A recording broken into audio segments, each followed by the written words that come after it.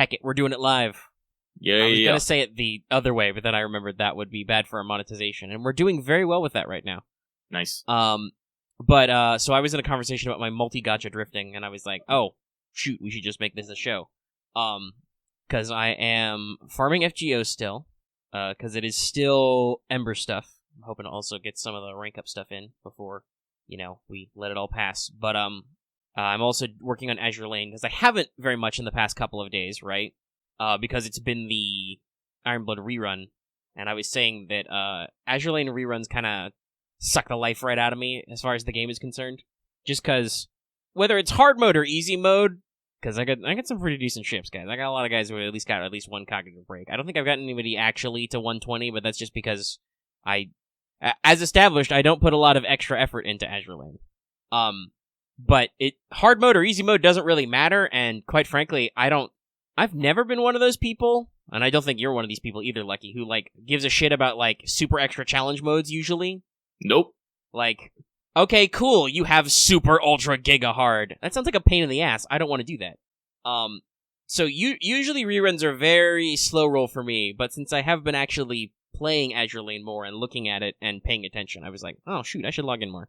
At the very least, I can get, they got, all blueprints in the shop. Those are cool. Love those. Yeah, blueprints. Yeah, they're great.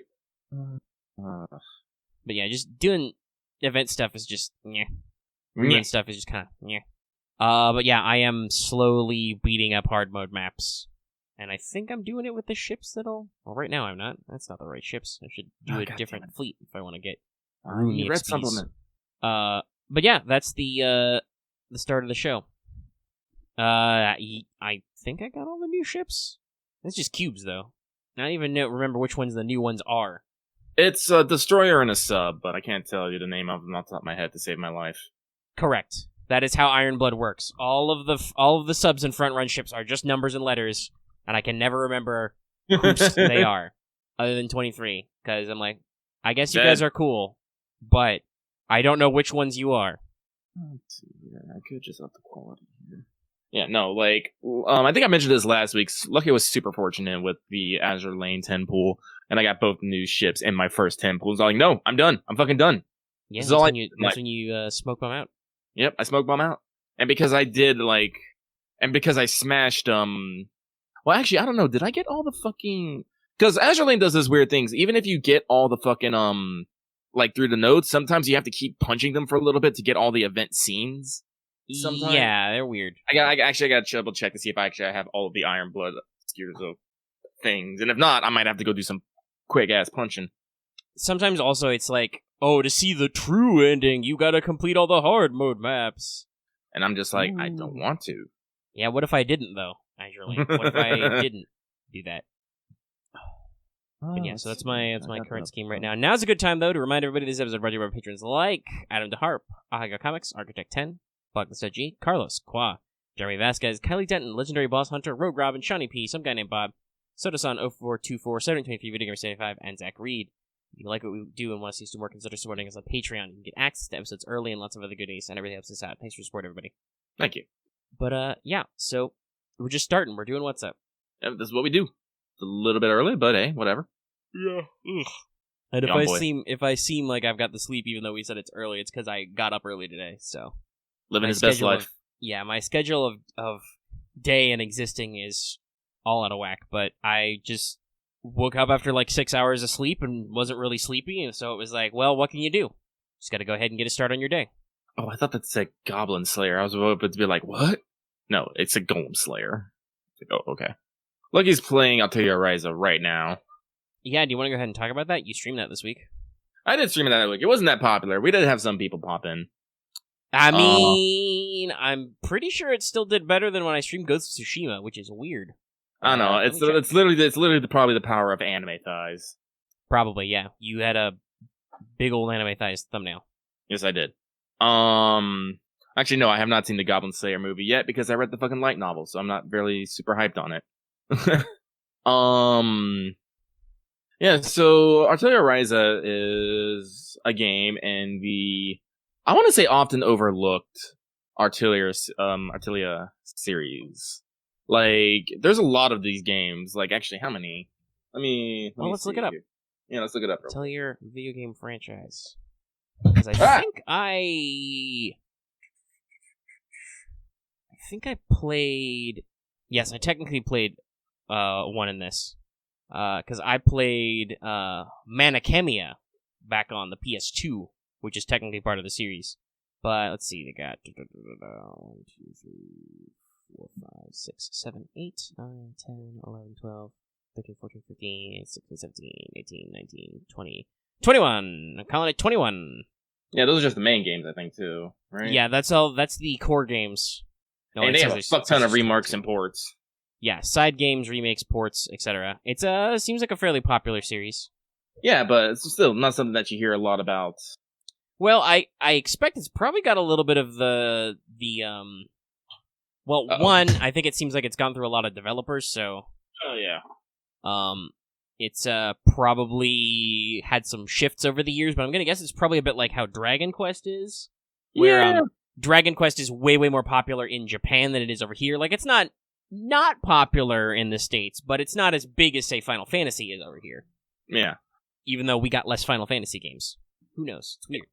Like, I'm playing, as I said, it has Atelier Ryza, which I'm playing, and I am enjoying it. Like, it has no English cast at all, so it's just straight in Japanese. Yeah, that's definitely sounds like they understand what the heck the marketing is for this game. Yeah. But it seems like it's a very slow game. Like, on Atelier Ryza, you play basically a 15-year-old gamer whose name is a lot bigger, but everyone just calls her Ryza, who's doing the stereotypical 15-year-old girl thing of saying, fuck responsibility and fuck my parents, I'm gonna make my own fucking way in life. And completely be a little shit. Like, very accurate portrayal of a 15-year-old girl. Like, you can hear me in the stream just yelling at this child, but like, you literally made a promise and you're breaking it because you don't want to do farm work. How realistic, but also, how fucking irritating. Yeah. Well, I'm looking at chat now. Let's go. Yeah. No, sorry. There is some very quiet side commentary. Mm-hmm. But everybody understands what's going on. But yeah. That seems very typical. Yeah. But, you have... Is this even... So it's got everything as a subtitle. Does this... Oh. Do they market with the subtitle in America? Yeah, well, I don't know if they market... Well, the market in, fucking, America was all about fucking Ryza's thighs. Correct. But does the cover or anything, or did anything make a big deal out of the fact that it's subtitled there's no particle. It's Ever Darkness and The Secret Hideout. Nope. I've gotten to the Secret Hideout part. I don't know what the fuck Tokoyami no Jo to Himitsu no Kagure. The sequel, which is going to come out in Q4 this year, is Altair Ryza 2, Lost Legends and the Secret Fairy. By the way, all of the Atelier games have this kind of subtitling. It's pretty rad. It makes it feel very bardic, I want to say. Yeah, it feels like it's got a lot of classic legends in there.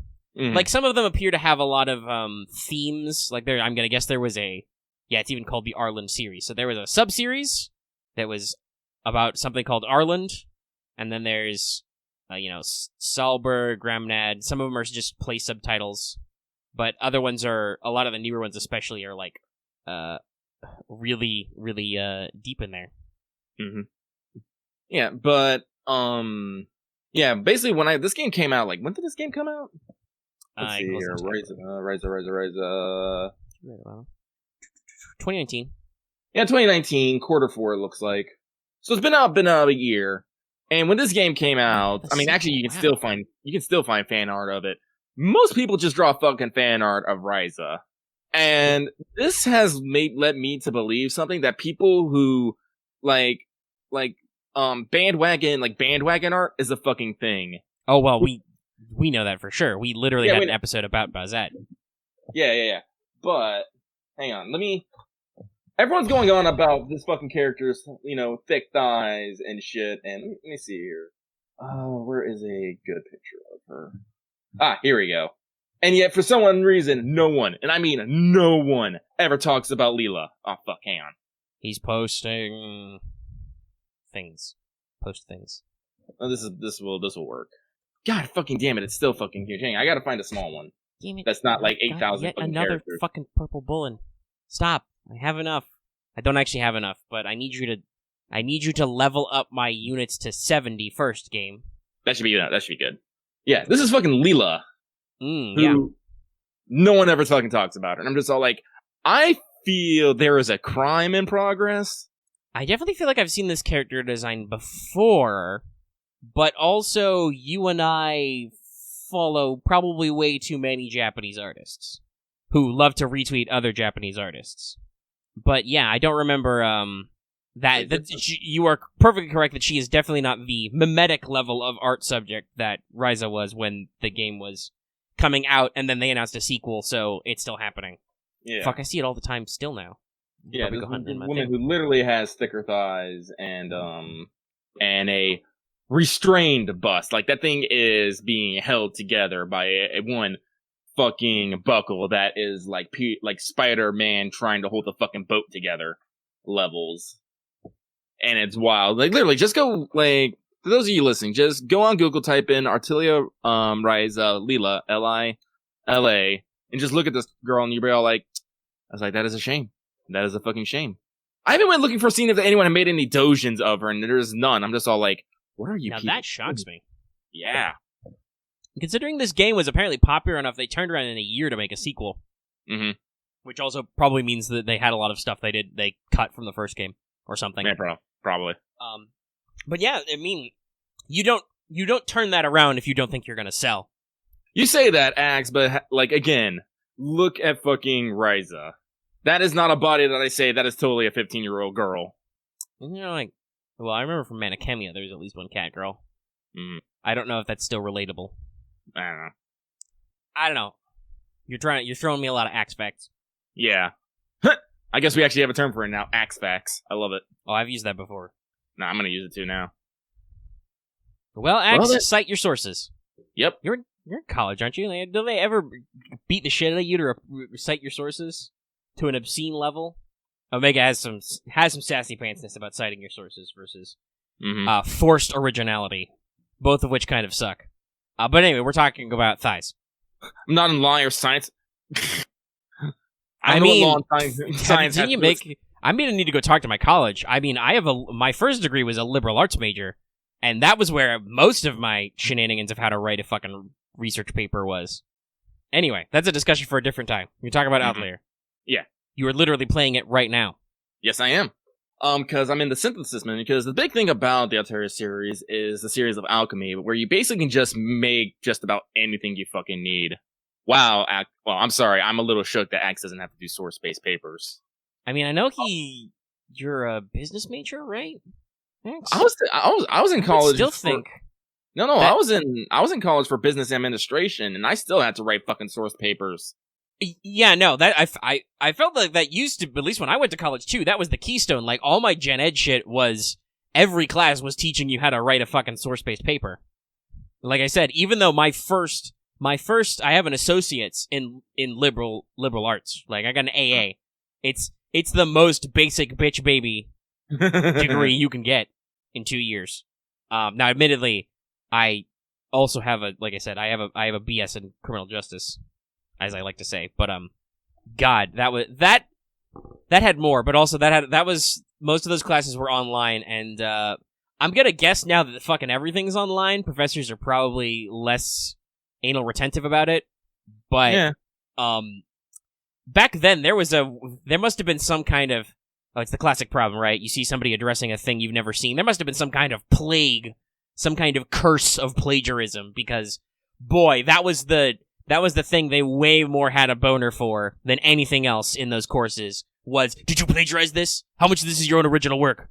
I'm pretty sure that was after the advent of Wikipedia. Oh, I'm sure.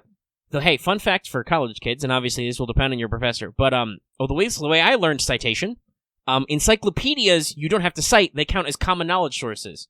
If you need to source a specific statistic, you can always follow citations on Wikipedia to find out where they got that statistic. But anyway, we've gotten on a tangent about citation needed. Yeah. But yes, that's just a general thing I like about life is just fucking, they made me cite my sources, you give me your fucking sources. Yeah. I don't want to hear a guy told me once. That guy could be lying. Do you trust that guy?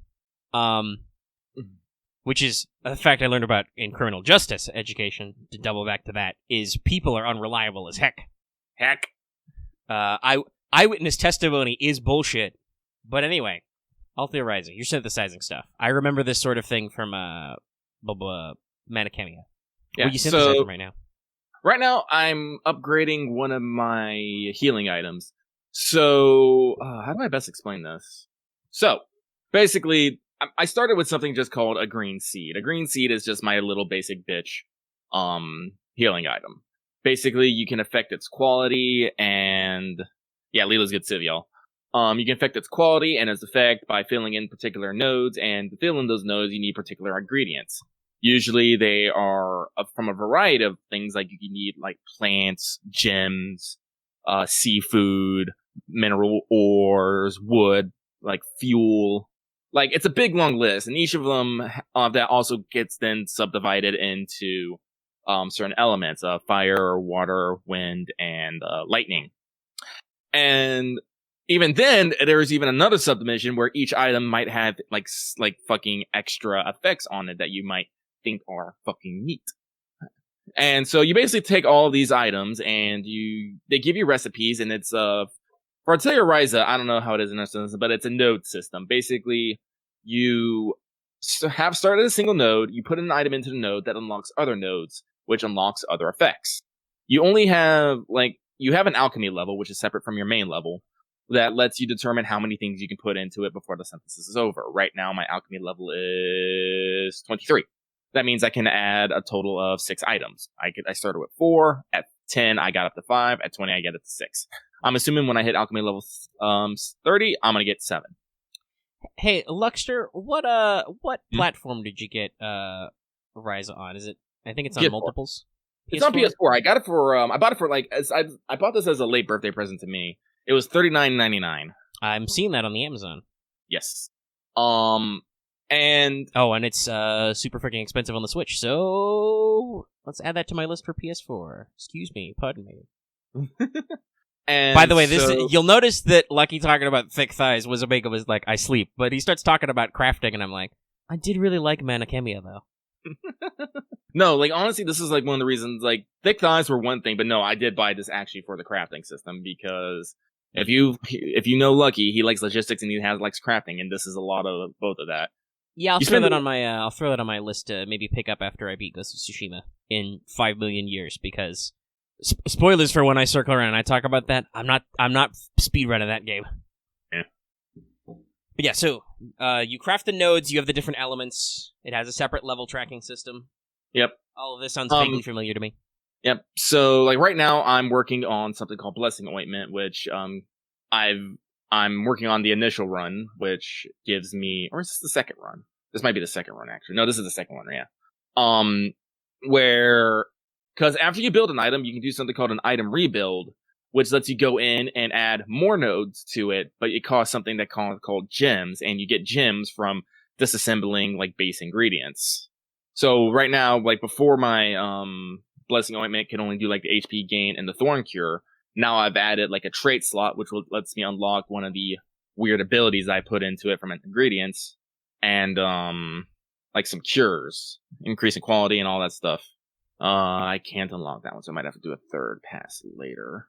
But as I said, I'm trying to keep I'm trying to keep going with my same sort it again. With my wait, where the fuck? Oh, here, it's Bitterroot. Add one. I'm rebuilding so I can fucking make it better and keep it relevant. Let's see, what is that? I only got 2 of those. Also, Axe, real talk, I'm not gonna go watch someone else's video. I'll go read an article, but because here's the thing. Here's the thing about YouTube videos. YouTube videos very rarely start with what I want them to hear. And when I read, I can usually read a whole lot faster than someone can talk. Yeah, there's part of that is, strategies and whatnot. And actually, I think YouTube is doing a lot better. For instance, recently they made it so you can do mid-rolls in videos that are only 8 minutes long, which means that the SEO super monetization cutoff point is now only 8 minutes, which is still can be long, but it means that you're going to see less of those videos that are 10 minutes long for no fucking reason. which is a big theme because obviously mid rolls do mean you make more money. Since we've been doing extra mid rolls and actually doing it, we've been doing better. Though honestly, it's funny. I think we do better on our ad rev with mid rolls, other than just we have a longer episode so we can have more potential ad breaks. When I manually reorganize them so they're not obnoxious. Because by default, YouTube does put like 15 ad breaks in the first hour or something. It's really bad, but they're all in the front load. I spread them out because several people complained about how BS they were. And I think we get more viewer retention and better ad service that way when they're spaced out. But whatever, I'm not the ad guy. But yeah, on a slight tangent about YouTube videos, that is definitely a thing of like, I know when I look up YouTube guides or stuff, if I, for instance, I mention another gacha game, when I look up like Arknight's maps, I don't listen to the YouTube video. I play it through and I like usually stop and fiddle with it and like move back and forth. Okay, what do they put here? When do they put in here? Hold on, when do they put this unit down? I don't pay attention to whatever this person is saying. No offense to them. Because, as Lucky said with reading, my brain can process what's going on a lot faster with breaks to pause and actually, move my hands. And also another thing, usually YouTube videos, especially on guns, they're like, if it's like a specific guide, it's like, often I just find that they're just regurgitating something that someone else has said. It's like, Lucky's one of those people that's like, unless you can actually give me a side to this guy actually saying the thing, I'm gonna be fucking doubt. Like, I don't know, like, there's a lot of people who just say this person said this and not give any source to it, and I'm just all like, but did they? Like, I don't know, as I said, me doing college paper has definitely got me sus about, alright, I need to get to the, what's the term? I don't want to say the purest, but like, the closest to the source that I can. Yeah, closest to the original source. Yeah. So, a YouTube video saying someone who said they know this from someone else saying that they talked to this person, I'm like, that's a fucking telephone game, and I don't trust that. Yeah, speaking of good styles of YouTube videos, when I watch, like, news updates about whatever, that's what I like, is when people actually, like, when you do a good news story, you should cite your sources and explain them and not be an asshole about them, and write dumb, eye-grabby headlines that are poorly researched because you want to be first to Yeah, Axe, does the person you talk about, did they give, like, sources for where they get all their information? Yeah, Panda has a good one. Primary source is usually the way we talk about that. Yeah. Which, talking about primary sources and stuff is always fun. Like, for instance, the primary source of a game would be the game itself. Would be like, okay, I played the game, I know this is in it. Secondary sources would probably be, the actual, like, developers talking about the game, or possibly people talking about playing the game, who experienced it, etc. Well, the exact text on that, Starlight, I believe, is in interviews, but you can find it sourced, it's just that there's always translation and stuff at the whatnot. Anyway, we're not talking about that right now. Yeah, but you talked about how, Axe talking about how Roy has played all the games. Fun fact, Cheshire, the artist, she's the one who who convinced me to play this game, because she plays all the games too. She says it's like one of the only game series that she actually loves and plays consistently. And so, like, I asked her about it, and she's like, yeah, no, you should totally try it. It's a little slow, but the crafting is fun, and I think you'll like it. I don't really know what discussion we're having or why anymore. I feel like Axe is trying to be defensive because we accused him about a thing for something he likes, but we actually don't give a fuck. Yeah. No offense to Axe or that person who took down their YouTube channel. People sometimes be like that, right? Like, somebody comes at you and you feel like you have to stand up for your thing. Usually that's counterproductive, though, because I gotta be honest, most of the time, the people on the other end, they don't actually care. Oh, I thought that's not just us. That's just sometimes. Like, Lucky is playing Ryza, and you like it. Yeah. That's all you need to know right now. And, like, I mean, yeah, and it does certainly seem like when you look at sources that, because you originally were thinking about, like, basically arts memes and kind of, like, public consciousness and stuff, it does feel like, what's her face? Somebody typed it here. Leela? Yeah. Leela was not super popular, in terms of art. I wonder if you can probably find sources for that in a lot of places. Anyway, so Leela has definitely gone on the list of anime titties I will art one day. But I said, like, the crafting's real fun. Like, I still think I'm like not super out of the beginning. Like, I'm like, well, you did just say somebody told you the game starts a little slow. Yeah. But like, combat is interesting. So it's real time / turn based. Like there's a meter on the side where just things go down, and when it's your turn, the menu pops up. But guess what? Everyone on the outside, like outside your turn, is still moving. The enemies will still attack. Your allies will still attack. And stuff. So the game definitely lends itself to, you gotta be quick on your feet. You gotta know what you want to do in advance. You can't dwell on your object. And and it's cool. Like something I actually really like is they have something, what they fucking call the crystal thing? I don't know. It's called a fucking weird alchemy crystal or something. And you put items into it, and it lets you use them in battle.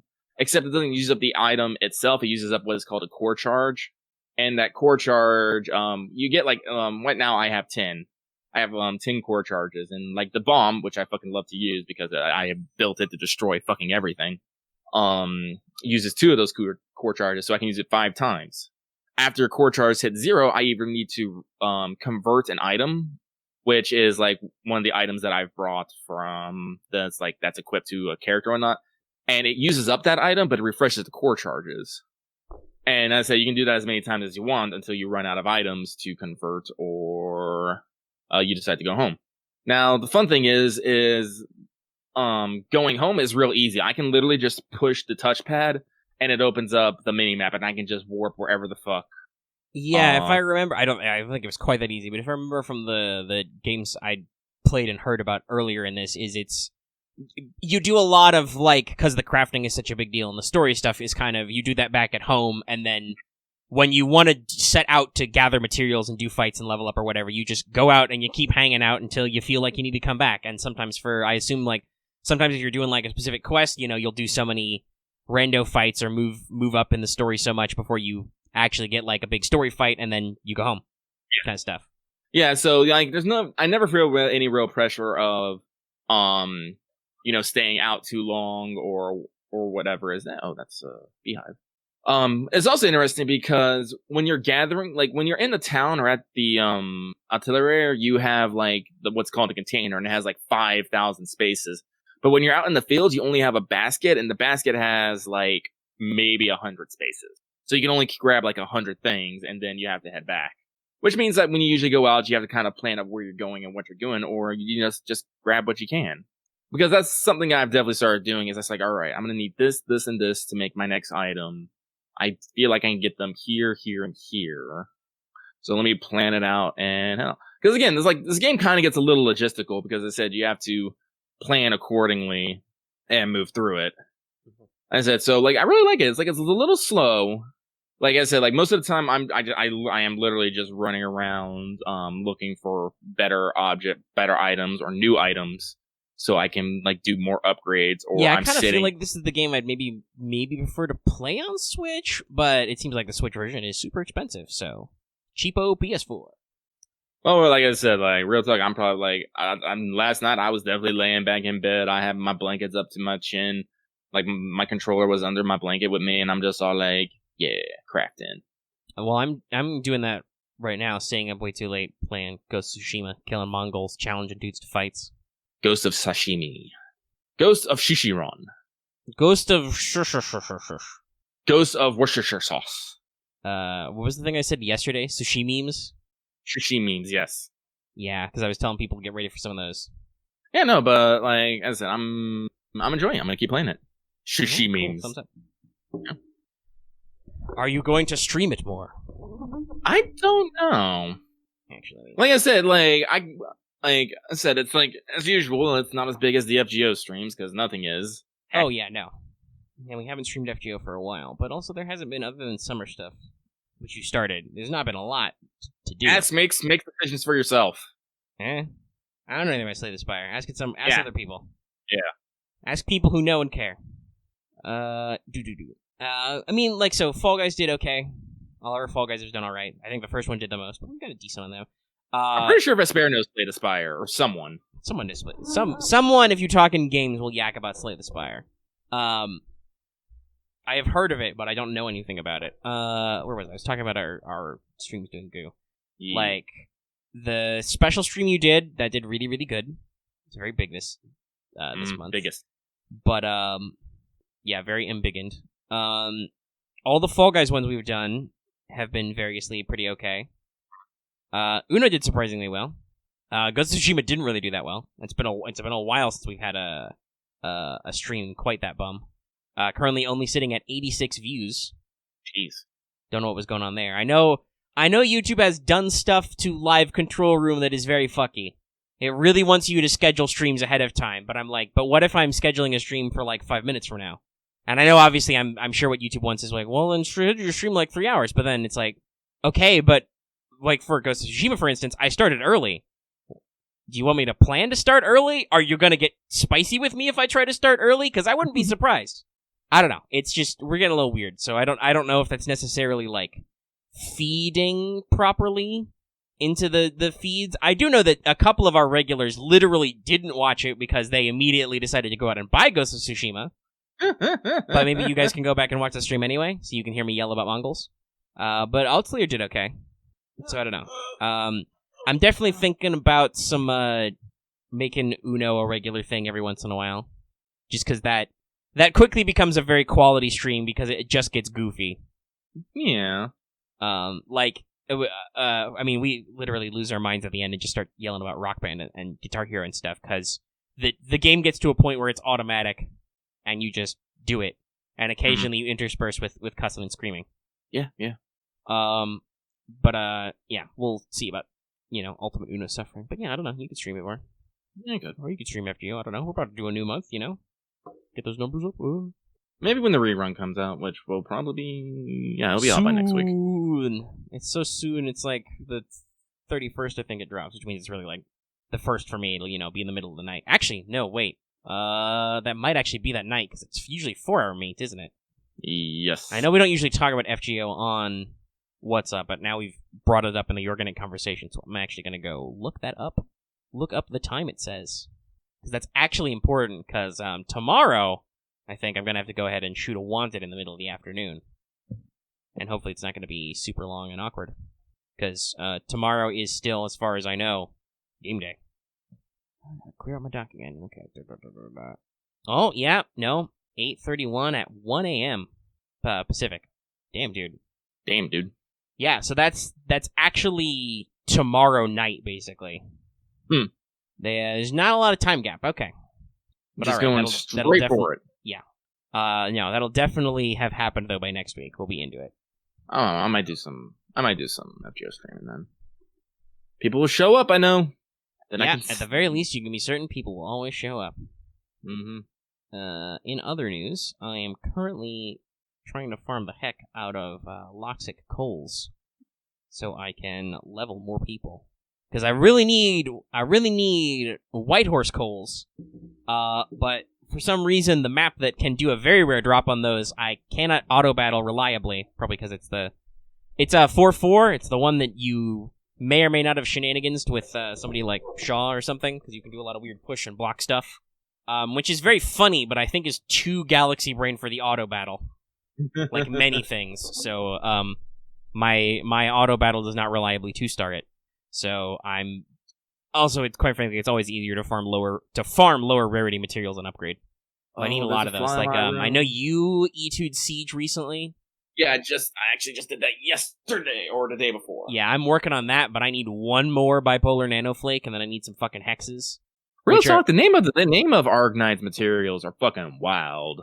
Yeah, they're crazy. Some of which is translations. Like I believe in Chinese and Japanese, some of them are more explicit about being alcoholic. Like I think actually the coals are actually supposed to be a form of like processed alcohol, but stateside they decided to make it slightly more chemical sounding than to make it sound like, I guess, an alcohol reference, even though everybody should know there are types of alcohol you don't drink which are just for chemical manufacturing. But yeah, but Arcanite's materials are fucking wild. Bipolar nanoflake, various forms of manganese, the coals, all the forms of Originum rocks, which is also really crazy because there's tiny rock, there's big rock, there's cube rock, and there's hex rock, I think. There's like 4 different kinds of rocks. Heckin' rocks. There's the grindstone and then the upgrade version of the grindstone. While the names aren't weird, the concept of devices is weird. They're like fucking hard drives, and they come in busted hard drive, not busted hard drive, and like multi-core hard drives. It's so weird. I like the aesthetics, but it's so weird sometimes. Do we want to talk? We didn't really play it, but do we want to talk about the thing they're talking about in chat now? Since we're talking about gacha. I don't know about this Soccer War-esque mobile game. Oh, I was thinking about the second thing. Apparently, Delightworks is launching another game. We'll continue to keep an eye on it. But didn't they also do the Madoka Magica game with Delightworks and Aniplex? I know it's definitely Aniplex. Madoka Magica is under Aniplex. But, yeah, but it's closing. It's going the way of the Symphogear game. They're gonna pack up. They're closing the servers at the end of September, I think. Shutting them down. Now, obviously, I believe the Japanese version is still ongoing, so if you're familiar with the game, you can always migrate servers, but then you lose all your shit. Yep. I think somebody said it best in our own gacha chat, is that, like, a lot of people early, I think a lot of people in FGO now have settled into the idea that we're not doing an accelerated schedule, right? Yeah. There was a lot of press when FGO US started to do accelerated schedule. But somebody said it, I think, best in our gacha games, is that accelerated schedule is what kills a game international release. Like, Madoka Magica was doing that. It was going crazy fast, and people couldn't keep up, and it probably killed interest. Yeah. It's like slow and steady wins this race. Yeah, keep your content steady, don't overwhelm them so they feel like they have to spend money or they can't spend money, and just, keep going. Do it steady. You'll keep going. There's quite a few that are, oh, geez. That's also a bad sign. Now, obviously, this is an unsourced, which we should double check, but I wouldn't believe that, like, maybe not those exact numbers, but I wouldn't be surprised if that was true, and also a reason for the downfall was that it had a lot of revenue mainly from mega whales. That is the whale methodology. Yeah. We could do some more research on that. If anybody knows anything, let us know in the comments. We love your comments. Yeah, but that's like how I felt about Madoka Magica. Like we barely be out of one event, and then they just launched 2 events on you, so then like some sort of sub event, and then they launched new story chapters. I'm just all like, whoa.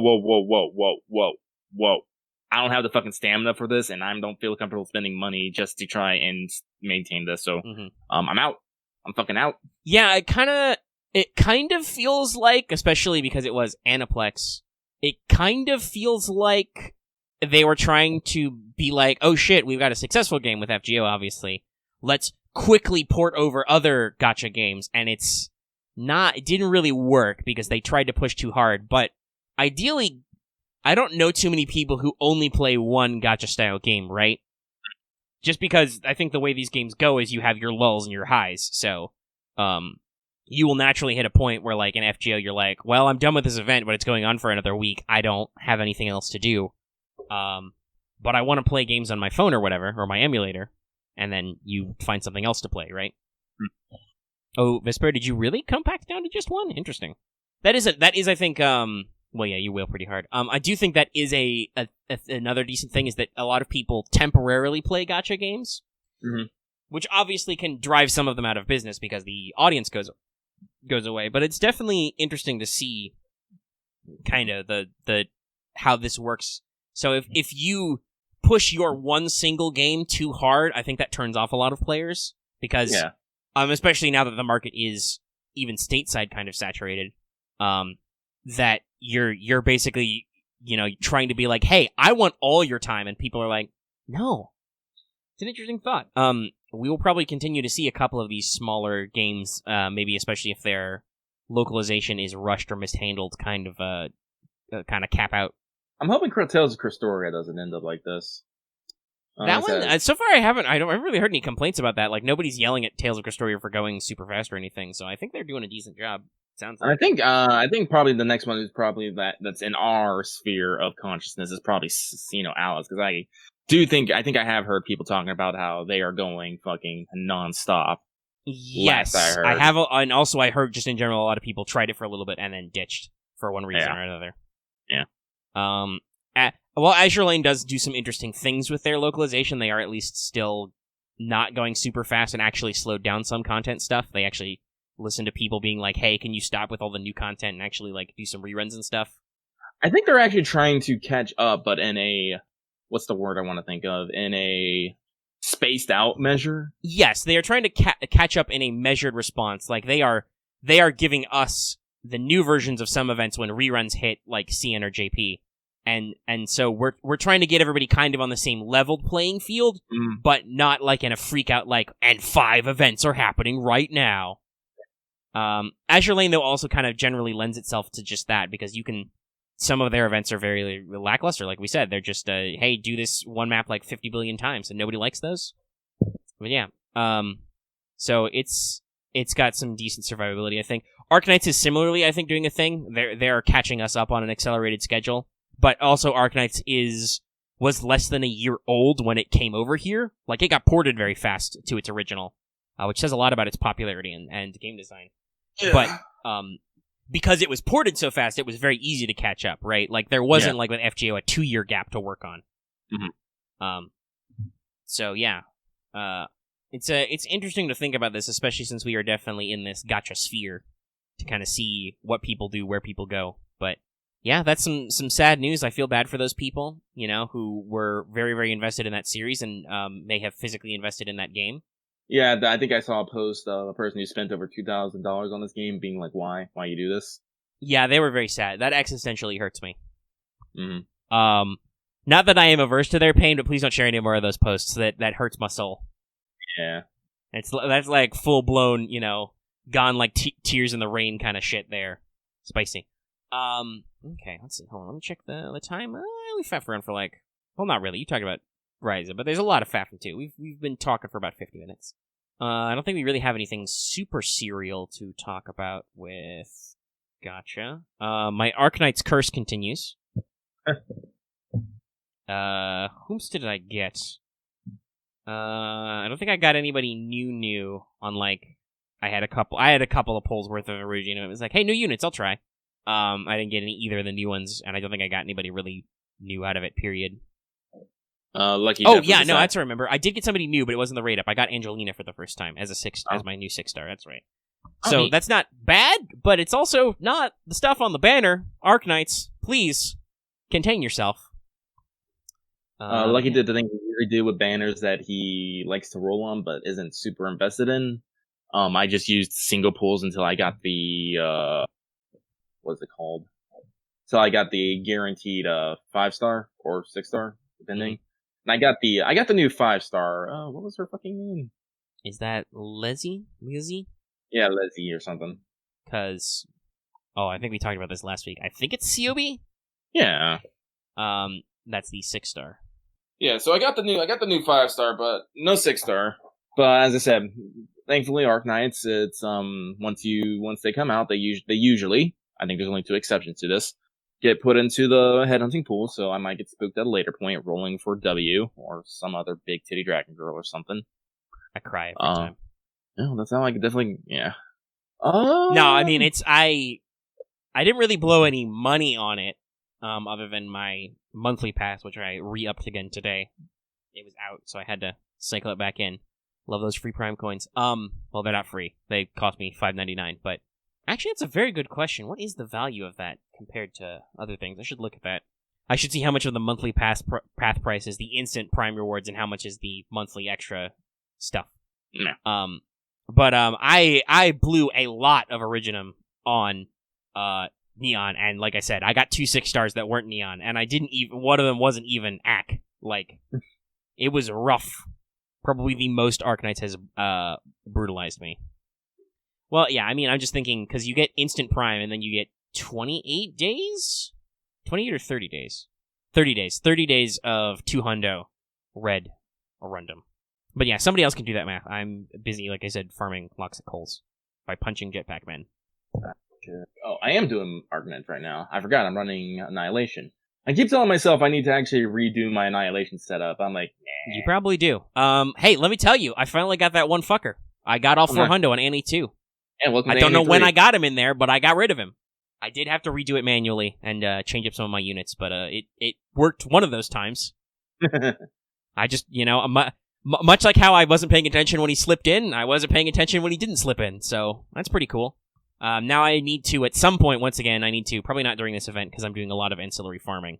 Because this is another one of those, there are pseudo-event maps, but mostly just punch stuff.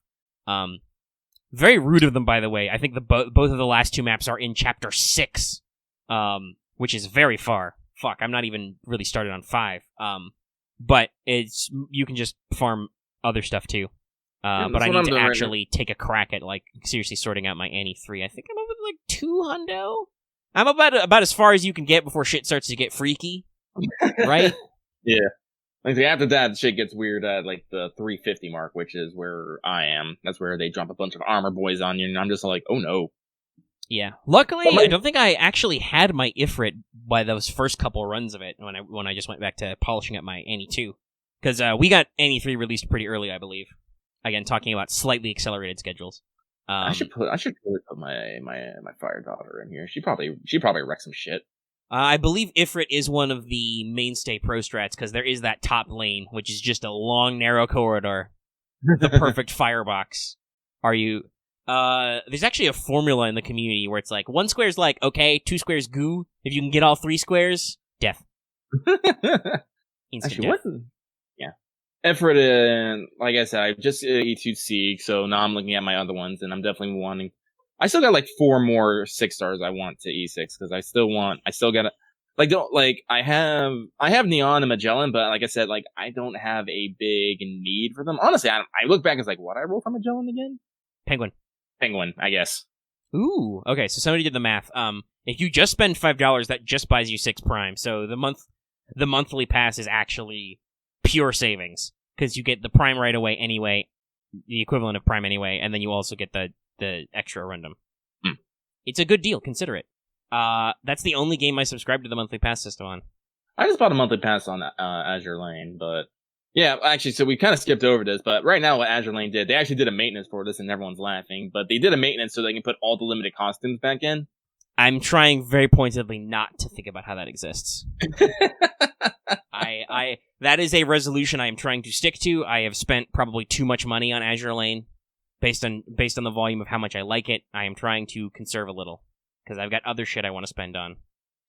Well, Lucky was able to buy Nightmare Succubus, which was a Halloween skid for one Ironblood. Now he has enough gems for 1 more Ironblood costume. He's just not sure which one he wants to do because there's still a lot of them out there. Because that's Lucky's resolution. I only buy Ironblood costumes. That's so fair. I can. There are definitely some costumes for some of my favorite girls I'd go for, but you gotta be a little... Yeah, that's one of them, World Cutest. But there's also Z23's idol costume that I haven't gotten. There's a couple more I can't think off the top of my head. Oh yeah, there's like a schoolgirl outfit, a couple, and I think there's a summer outfit I don't have. I was like, I've already spent money. I can't spend that much more money, but also I don't know when these costumes are going to come back again. I think aren't most of the schoolgirl ones permanent? That might also only be some of them though. It's weird. Some of them. Sometimes AL is weird with what's limited and what's not. Like there are some swimsuits which are seasonal and some which are permanent. Yeah. But yeah, skins. Like with Graf there, she has 3 costumes. One is her idol costume, which is limited, but then she also has her casual and school outfit, which you can just buy at any time.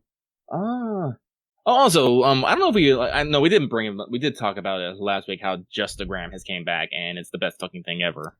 Yeah, this week we had such gems as Unidentified Flying Enterprise. You talked about, Atako just posting herself in a hot spring. Mm-hmm. Spicy Atako private Instagram. No, go for your Russian prison skins. Go for it. No, go for it. Like, the thing I'm thinking about is just, like, I was thinking to myself and be like, I really got a lot of the stuff I really want. Like, I got a formal dress skin for Enterprise. She's cool. Also, I have her Oath skin if I want to switch back. If they did another, like, I've got Eugen's wedding dress and her Oath skin and her swimsuit. Same for Atako. And I have, Bismarck and Tirpitz's formal dresses. I got both of those. I got a pretty good spread for the French ships. I didn't personally go for any of the Soviet prison stuff. And I have Graf's Zeppelin swimsuit. But I'm thinking to myself, like, man, she could use some more love, Azure Lane. Huh? I don't actually know how Azure Lane decides who gets skins, though. Is it just like which character artist has the most horny energy? I don't know. Like, obviously, Oh. for some new units, for some premium units, they actually, like, plan ahead of time, because usually they'll, drop a new unit and drop a skin. Mm-hmm. Fuck, did anybody, like, think that much about the unit, the ship girl, St. Louis, before her dress skin? But also, talk about art memes. That one really blew the fuck up. A lot of people like to draw that live 2D, because it's really horny. I don't know. No, Lucky's just thinking on Frederick DeGrosse, how she got an oath skin and she has a New Year's skin. Mm-hmm. But Bismarck still only has a formal skin. Yeah, Bismarck just has formal. She doesn't have anything else. I think Tirpitz also has a swimsuit? I don't own that, but... Yeah, Tirpitz has a swimsuit and a formal. Mm-hmm. Yeah, I got those two. Obviously. One, Bismarck has a lot of swords, but you gotta, I gotta give the sisters some energy.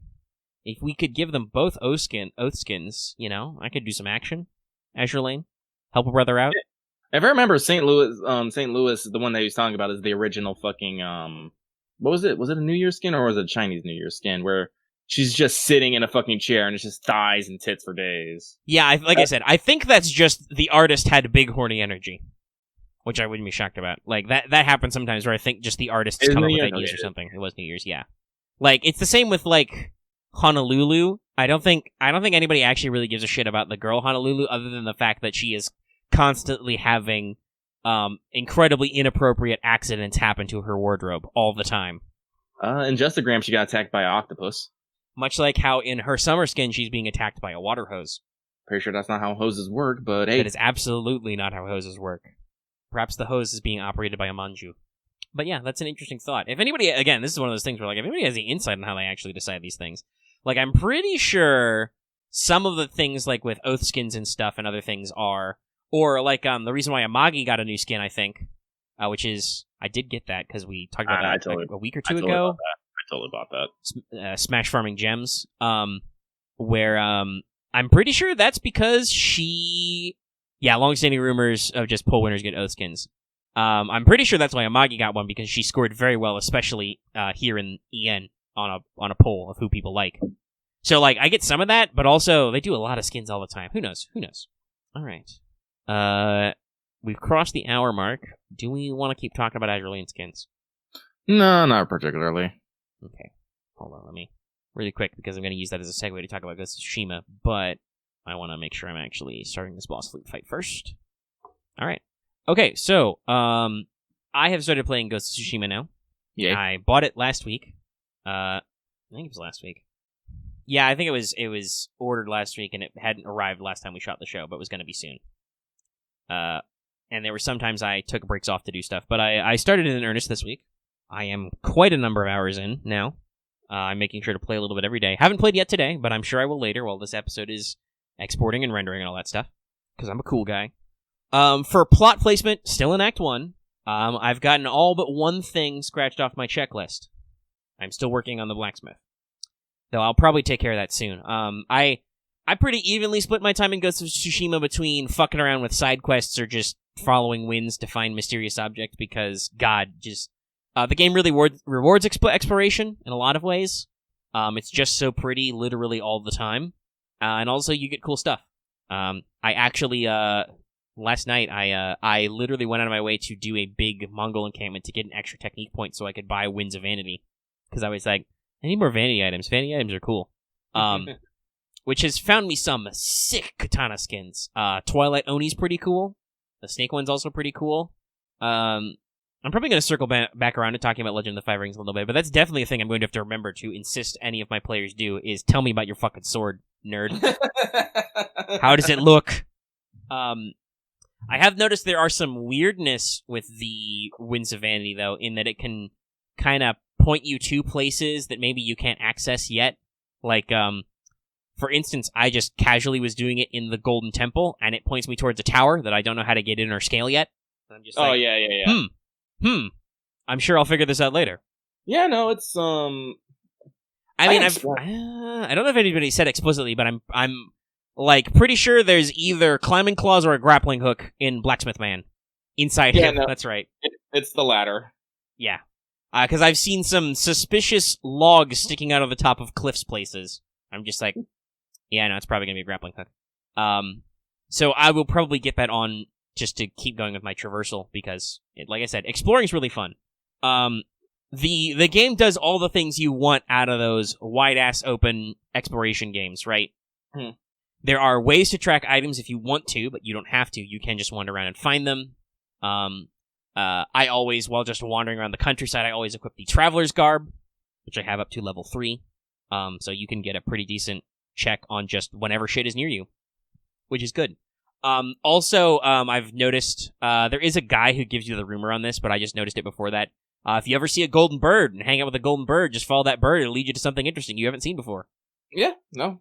Vanity items, haiku spots. I've just, discovered all kinds of fun stuff that way. There's been many times I've been on a quest for something else and I just see a bird and I just immediately, it's all like, stop! Yeah, full stop. Possibly take a flying dive off your horse so you can climb a mountain after it. Horse doesn't mind. Horse is great. Oh, yeah, I should specify this. I talked about this on my stream, but, Lucky made sure to say that he got the black horse and picked the name Kage for Shadow. Mm-hmm. So I was like, well, we have to contrast this. I got the white horse and named it Sora for Sky. Mm-hmm. And also, I think you said you did this, but double check. I'm pretty sure you did. I've got it set on Japanese audio, obviously. Oh yeah, same. Yeah. Maximum authenticity. I would have gone for Kurosawa mode, but the game is so pretty that I would need the full color palette.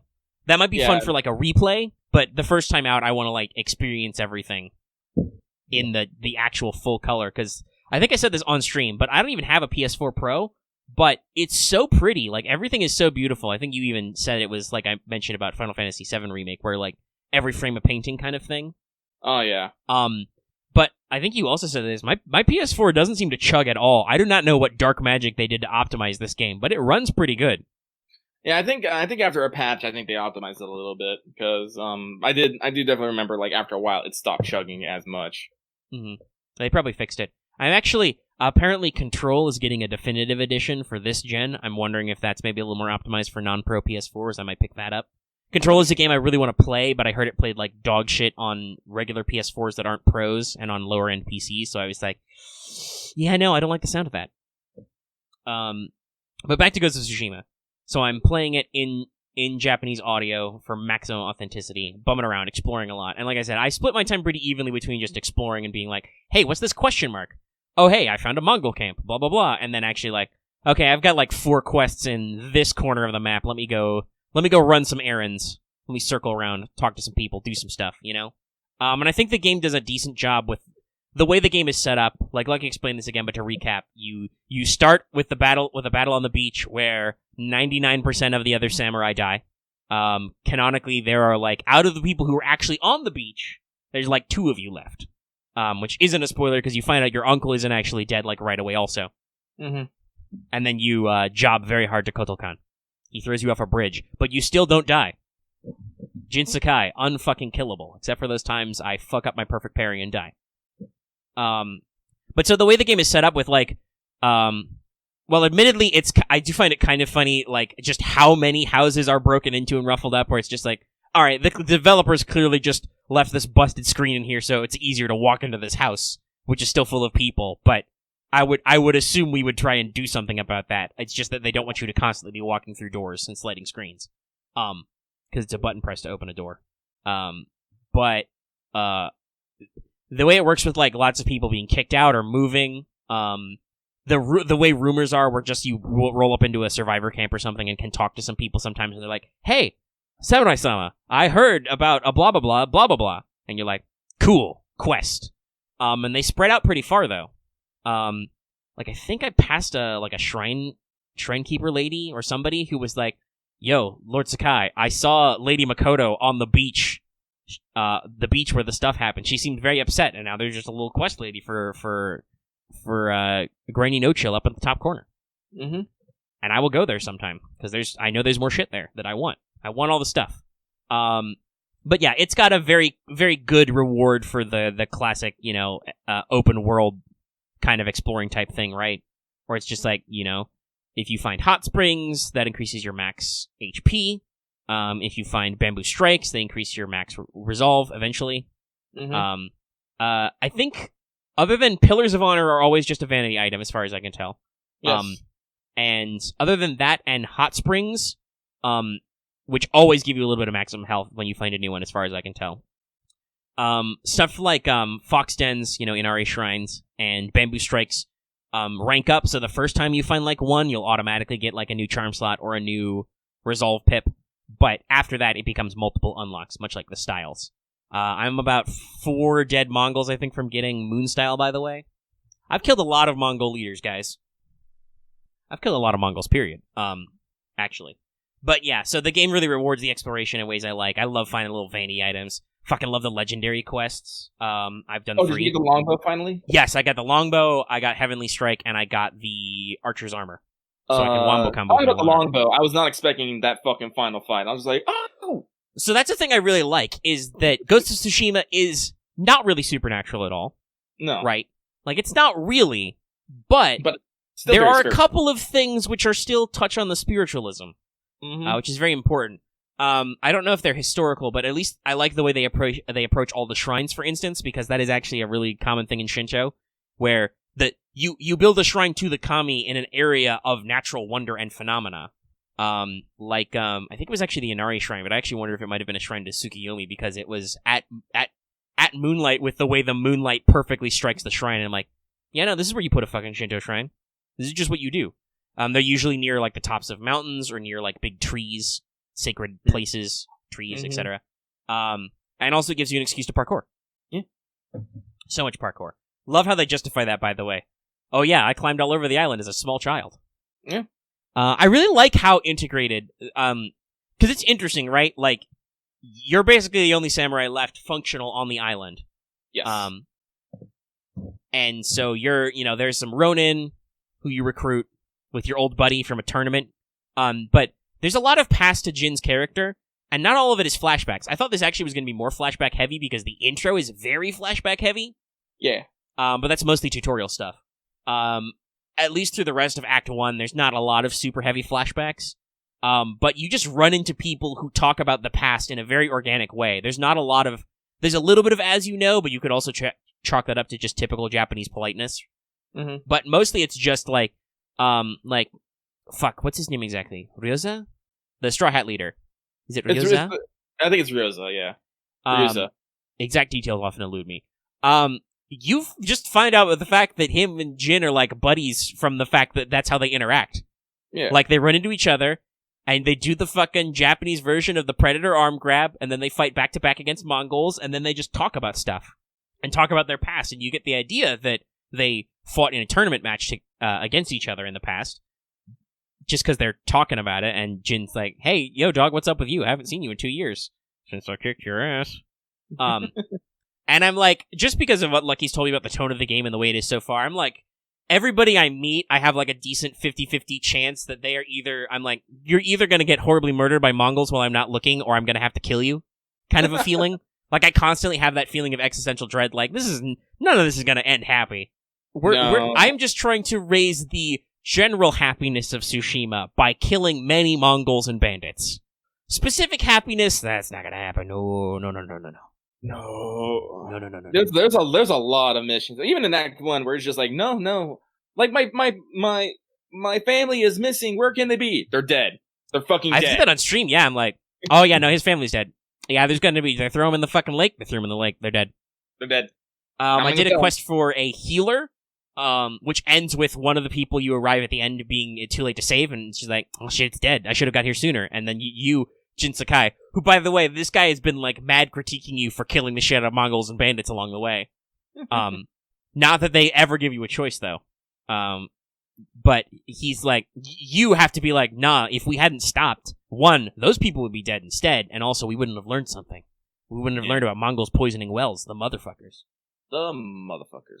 Yeah, I don't really have a lot of sympathy for the Mongols at Tsushima. Not that you should, but fuck those guys.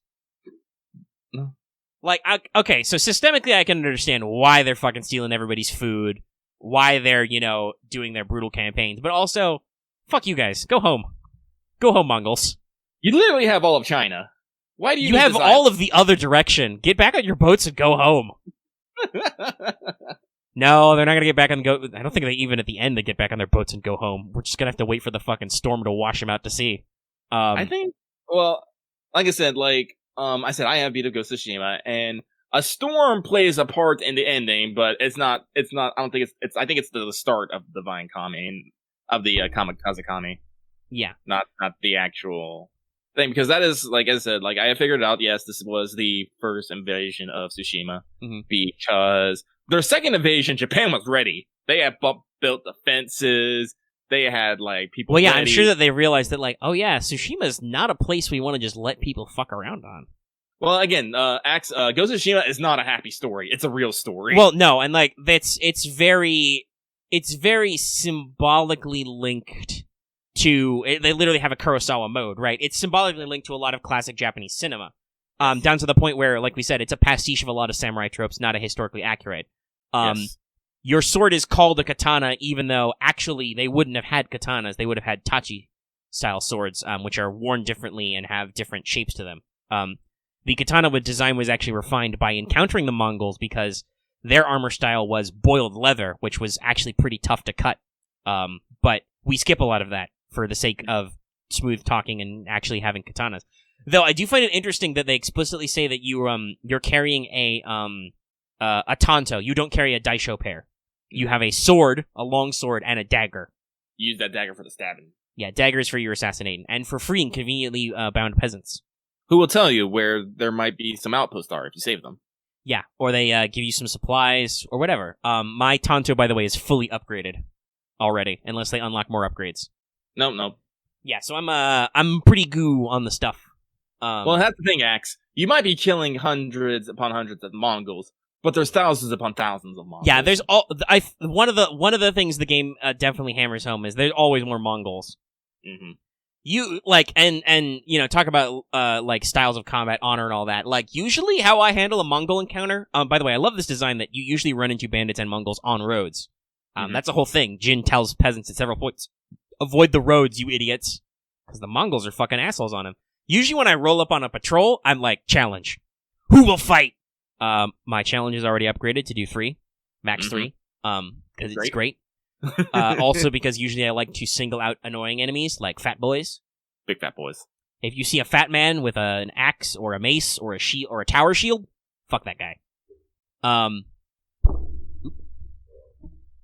So, just, power through him, and, then I just wipe them all out. My favorite, ghost tool or whatever so far, ghost weapon, is kunai. I use kunai a lot. Because it'll kill weaker guys, like archers. Fucking archers. Though I do have the arrow parry also, so they're not that hard. It's just they're yet another thing that can interrupt your flow. Because combat's very flowy. I will say that's my one real criticism, besides like some of the bamboo strike combos being a little awkward for my hands, is there's no true lock-on system. Now you're supposed to like just tilt the controller in the direction you go with it to fight a guy, but sometimes guys are on the same side, you know? So it's a little finicky about who you target. I really would have preferred a very classic like Dark Souls style lock on, like this guy. I specifically want to just fuck over this guy. He is the biggest threat kind of thing.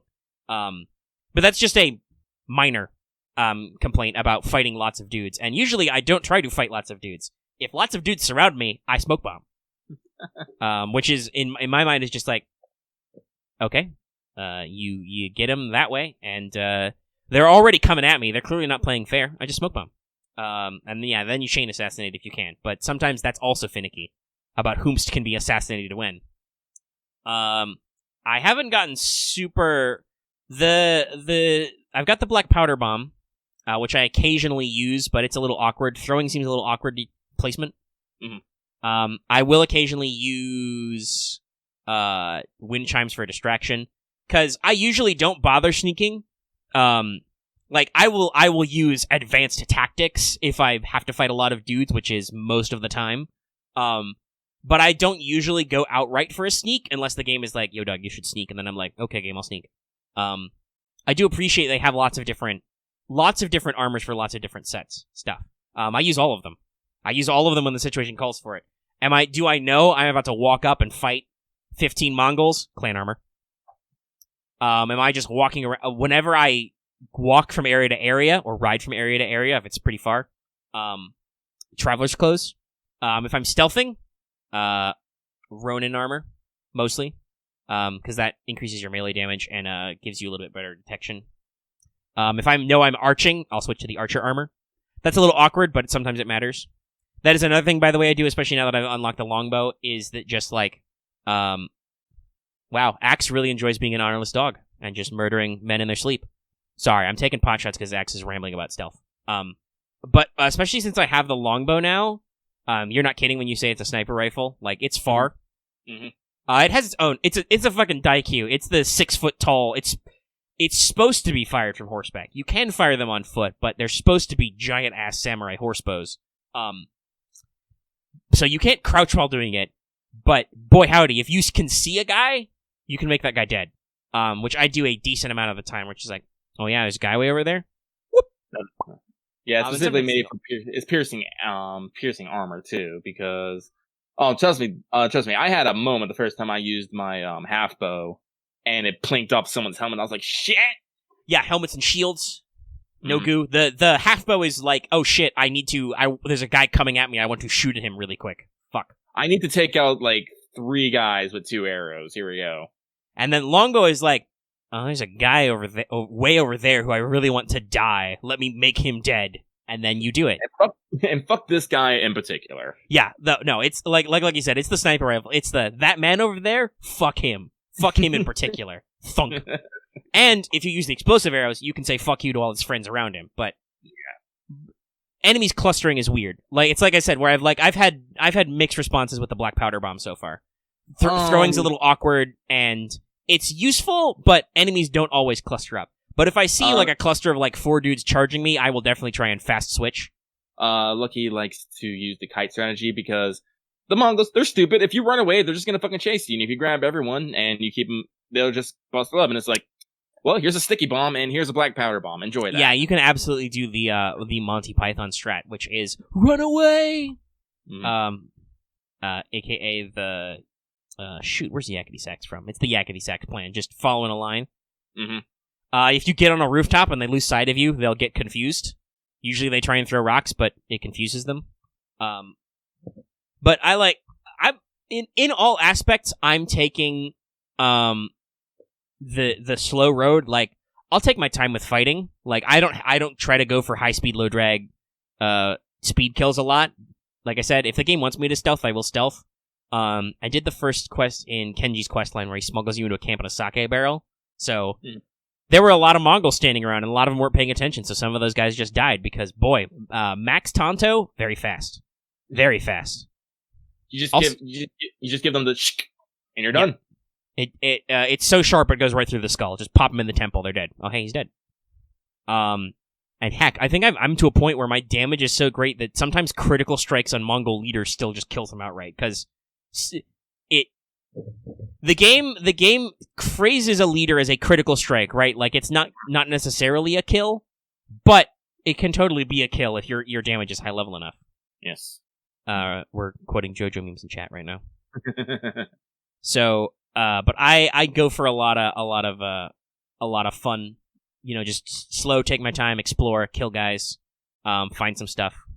I've caught on to crickets. I can summon storms now, which is great. I think I'm going to leave that one on forever, just so I can activate atmosphere. Overall, the game has a really good control scheme. Like, everything flows pretty good. I love the use of the touchpad, right? Because you can draw/sheathe, which I always remember to sheathe after I finish an encounter. Occasionally I draw my sword for dramatic purposes. You commented about it in my stream as I was talking with Sensei Ishikawa, and I'm just saying, Sensei! And then I just tapped the sword draw button and just whoosh, whipped it out. Yeah. That's like, oh, Jen is serious. Like, I want to know, because, man, I'm really upset about Mongols. And then you can bow, respect, swipe down. Swipe down to bow. Swipe up for guiding wind. Another great diegetic feature. Yeah, you can tell they tried to go with as minimal intrusion with the fucking HUD. Yeah. Your resolve and your HP bar goes away when you're not using them, so when you're not actively in a fight, they just vanish. Mm-hmm. And heck, I've got, is it the Charm of Amaterasu? I think that's the one that gives you passive HP regen. Yes. So yeah, I just quietly regain HP to myself. while I walk around. The way that the Traveler's Clothes lets you know there's a thing nearby is a friendly firefly pops out to guide you to it. It's great. That's a patch, by the way. Oh, that's nice. That just vibrated before? Yeah, it just vibrated before, and when you got closer, it would just vibrate harder. Which it still does, but the Firefly, which I didn't pick up before, probably why it's not a tutorial tip that the Firefly comes out, but the Firefly system they added is great. Yeah. It really makes it easy where it's like, because before that would definitely have put me on tilt for some of these.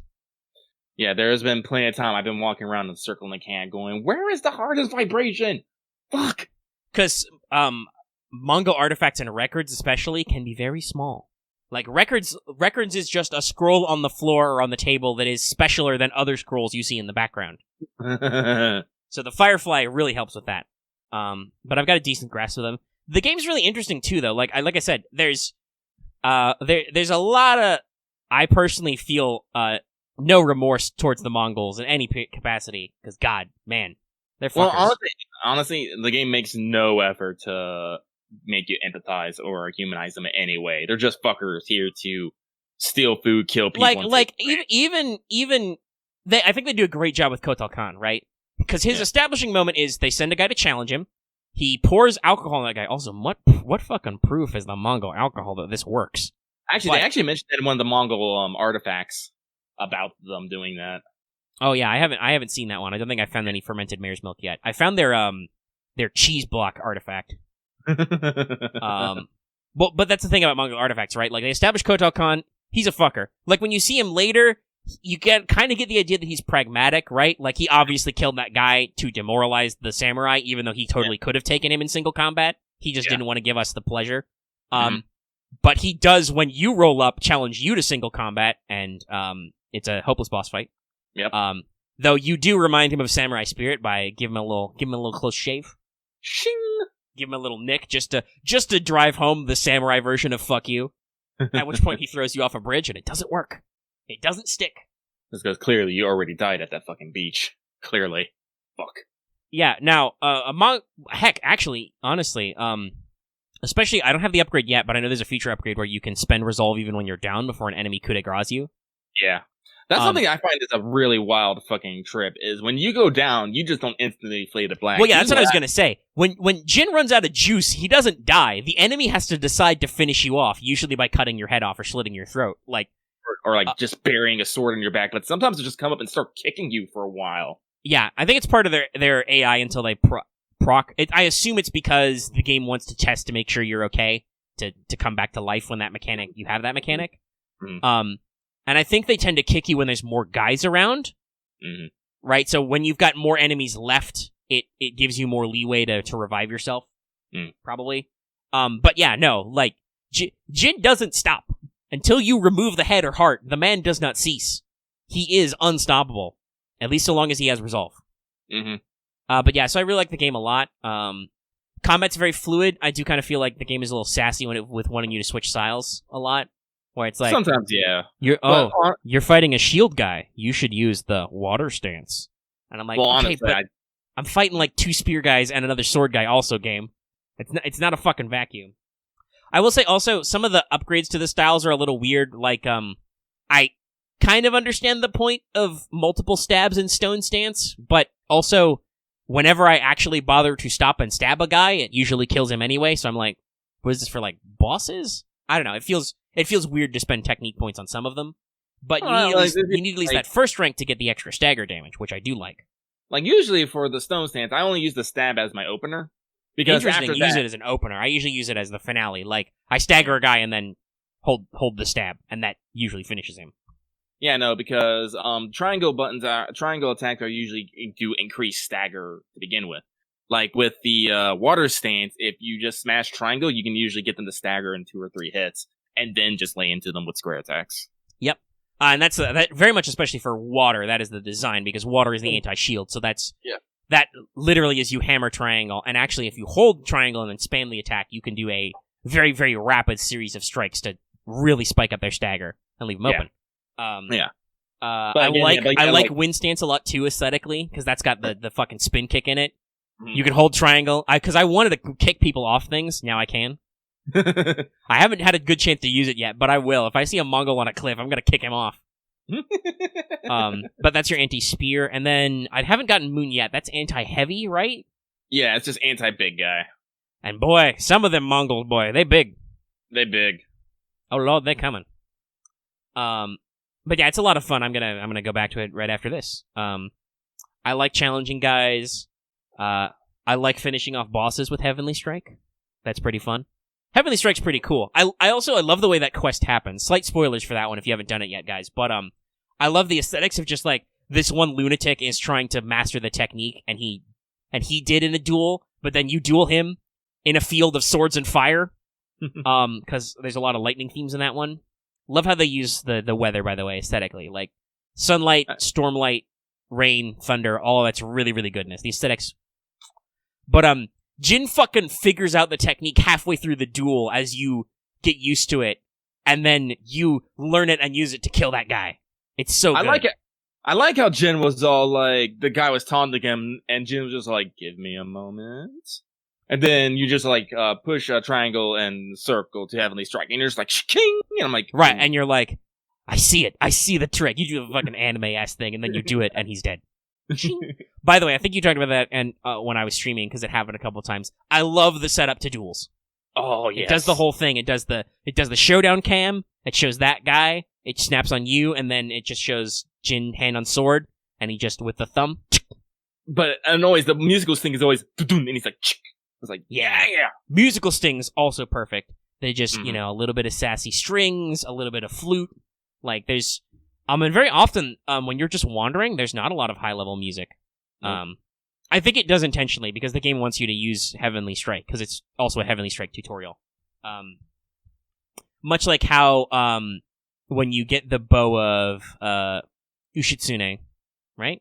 No, it wasn't Ushitsune, or was it? I think it's Ushitsune. It's not Yoshitsune. It's like, some of the names are pretty close to real historical names, but slightly different. Yeah.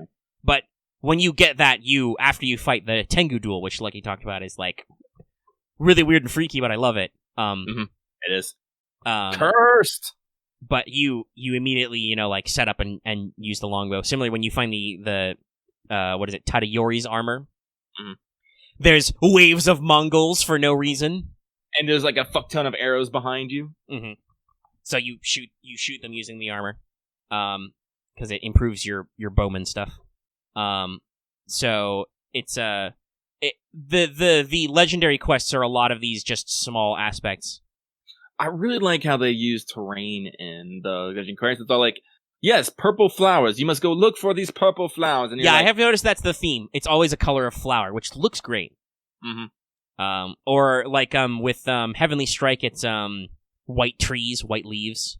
With the longbow, it's purple flowers, and it's blue with the armor. The general color, and also I love how they like isolate small areas, like what is it, Shigeori's Rest or whatever. Oh, I love that place so where you much. you find the legendary path, you just tuck in through a small thing, and you're in an area, which is full of just swords stuck in the ground. Lots of really good stuff. Like I said, the aesthetics are perfect. If you like samurai movies or samurai stories, it's a good game for you. In general, the gameplay's really polished and good, and just has a lot of good focus and stuff. Obviously, don't expect happy endings, but that's kind of how samurai stuff works. I mean, if you need a moment, go do a fucking haiku, because the haiku moments are... The haikus are the best! I've done like 3. They're so good. Yeah. I love how you pick the parts, right? Yeah. Which kind of lets you pick the meaning, and it gives you a headband at the end, so you always know what your haiku was. Yeah. I love it. And the scenes are always so beautiful. Yes. Too. They do the fucking... Oh, it's just like, it's, again, I said the music cues in this are great. They're very subtle, except when they don't need to be, and they're all really good. Real great. No wonder Japan loves this game so much, right? Yeah. Like, I think that's the thing, like, some people worry about, like, cultural appropriation or weird westernizations, but, one, this is very authentic to Japan, but also, the Japanese steal so much from other cultures. Have you ever watched a fantasy anime? That I don't think they care in the least, where it's just like, oh, this is just cool. Samurai stuff, yeah. I think Vesper told me that Jin's Japanese voice actor is Zoro from One Piece. Same VA? Might be. I believe that is correct. I'm not sure. So that probably means there's some memes of him having 3 swords out there. But yeah, overall, a lot of fun. Like it a lot. Your horse is great. He's fucking magic. Mm-hmm. Push a button, horse appears. Always at the angle your camera is not pointed at. And if you try to spin to face him, you miss usually. Like he'll come at you from the side just to fuck with you. Blink horse. Oh yeah, no, I think we joked about this on stream, but Jin Sakai is clearly a paladin. His resolve is his lay on hand. Yeah, he got resolve to heal himself. He has a fucking magic horse that comes out of nowhere. He is protected by the gods, maybe? He prays at shrines. You know, he's got a sword. He's got a smite. He can only do it so many times because it's tied to his resolve. Heavenly Strike. It's great. But I did, because people asked, I was asked about this in chat, and I did mention it earlier. I do kind of want to talk about Legend of the Five Rings too, because Go for it. Definitely Ghost of Tsushima puts me in that mood to go back and work on that. To finish my campaign, I still need the notes from the latest book. It just came out yesterday, so I'll probably get the PDF in like 4 to 6 weeks. Thanks, guys. It sounds pretty cool. It seems like they're doing a lot of interesting stuff with these schools and techniques they've introduced. Like, I don't know how many people will remember from our talks on L5R, but this book, Celestial Realms, introduced Shugenja of the Void, which is not normal because there are no Void Kami, right? There are no spirits of the Void element to talk to, but so they get their own technique type called inversions, but apparently that plays around with blank faces on your dice, so it kind of rewards you for keeping blank faces, i.e. doing Void type stuff, right? Which I'm just like, oh, that's just aesthetically so cool. Because you have to succeed on your check, but if you can keep blank faces, you can be more voidy. Really neat. So I like a lot of the ideas. I'll just have to wait for forever for the thing to come out. I thought you would be pleased.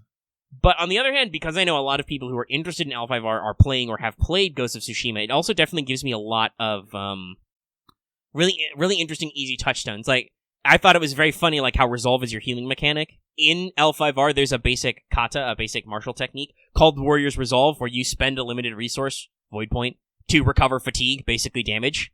I was like, oh, that's really interesting and funny. That'll be a really easy analogy to give people then.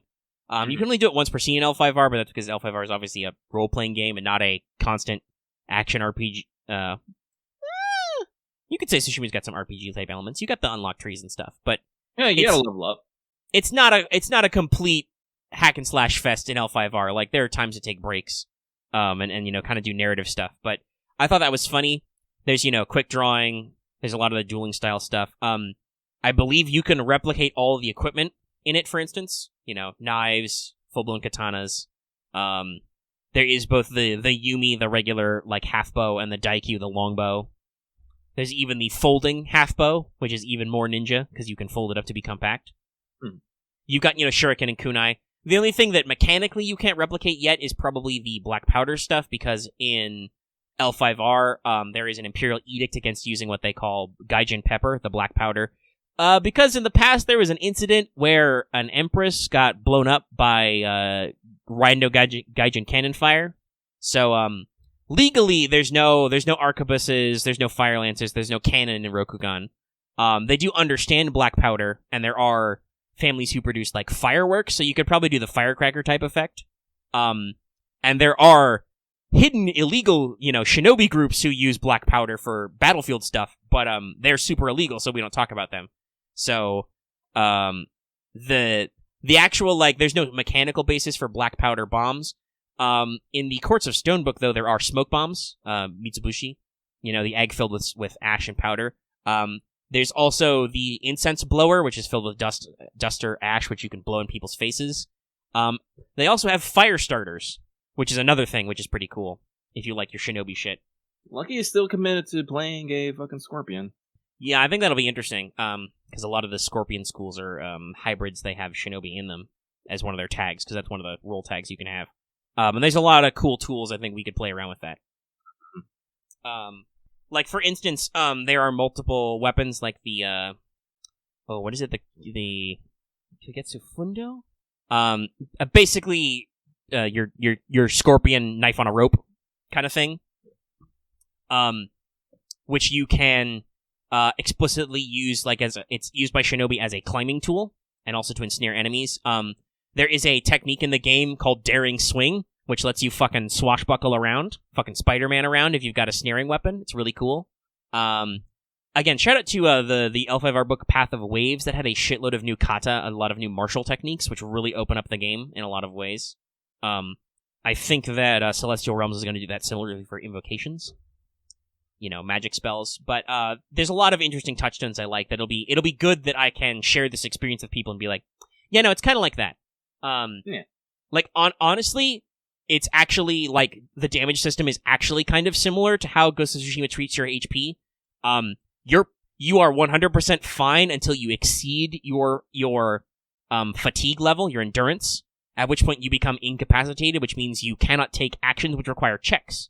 So you have to sit on the ground and just suck air. And if anybody hits you while you are incapacitated, you cannot defend against damage, which means you take a critical injury and immediately fall unconscious. If you don't die immediately, because some weapons are very deadly. There's also a lot of other stuff that Ghost of Tsushima hasn't gotten into, like there's a lot of like blunt weapons you can pick from. You can do a lot of fun, weird stuff. Like the Tetsubo is a classic. There are whole schools of Bushi dedicated to polearms, spears, naginatas, which I haven't seen at all in the hands of Jin. That'd be pretty fun though if they added like a spear, give you a reach weapon. That could be cool. But yeah, it's definitely put me in the right mindset, and then I think that book coming out will really help. And the book looks really cool. Actually, when was the second invasion of Tsushima? I'm curious. Don't know. Because also, actually, didn't they announce they're also planning on adding like a 4-man co-op mode to Ghost of Tsushima free? They are. They I think it comes out September at some point. That'll be rad. We'll have to group up with some of the lads and do that. Yeah. If it's full co-op, that seems fun.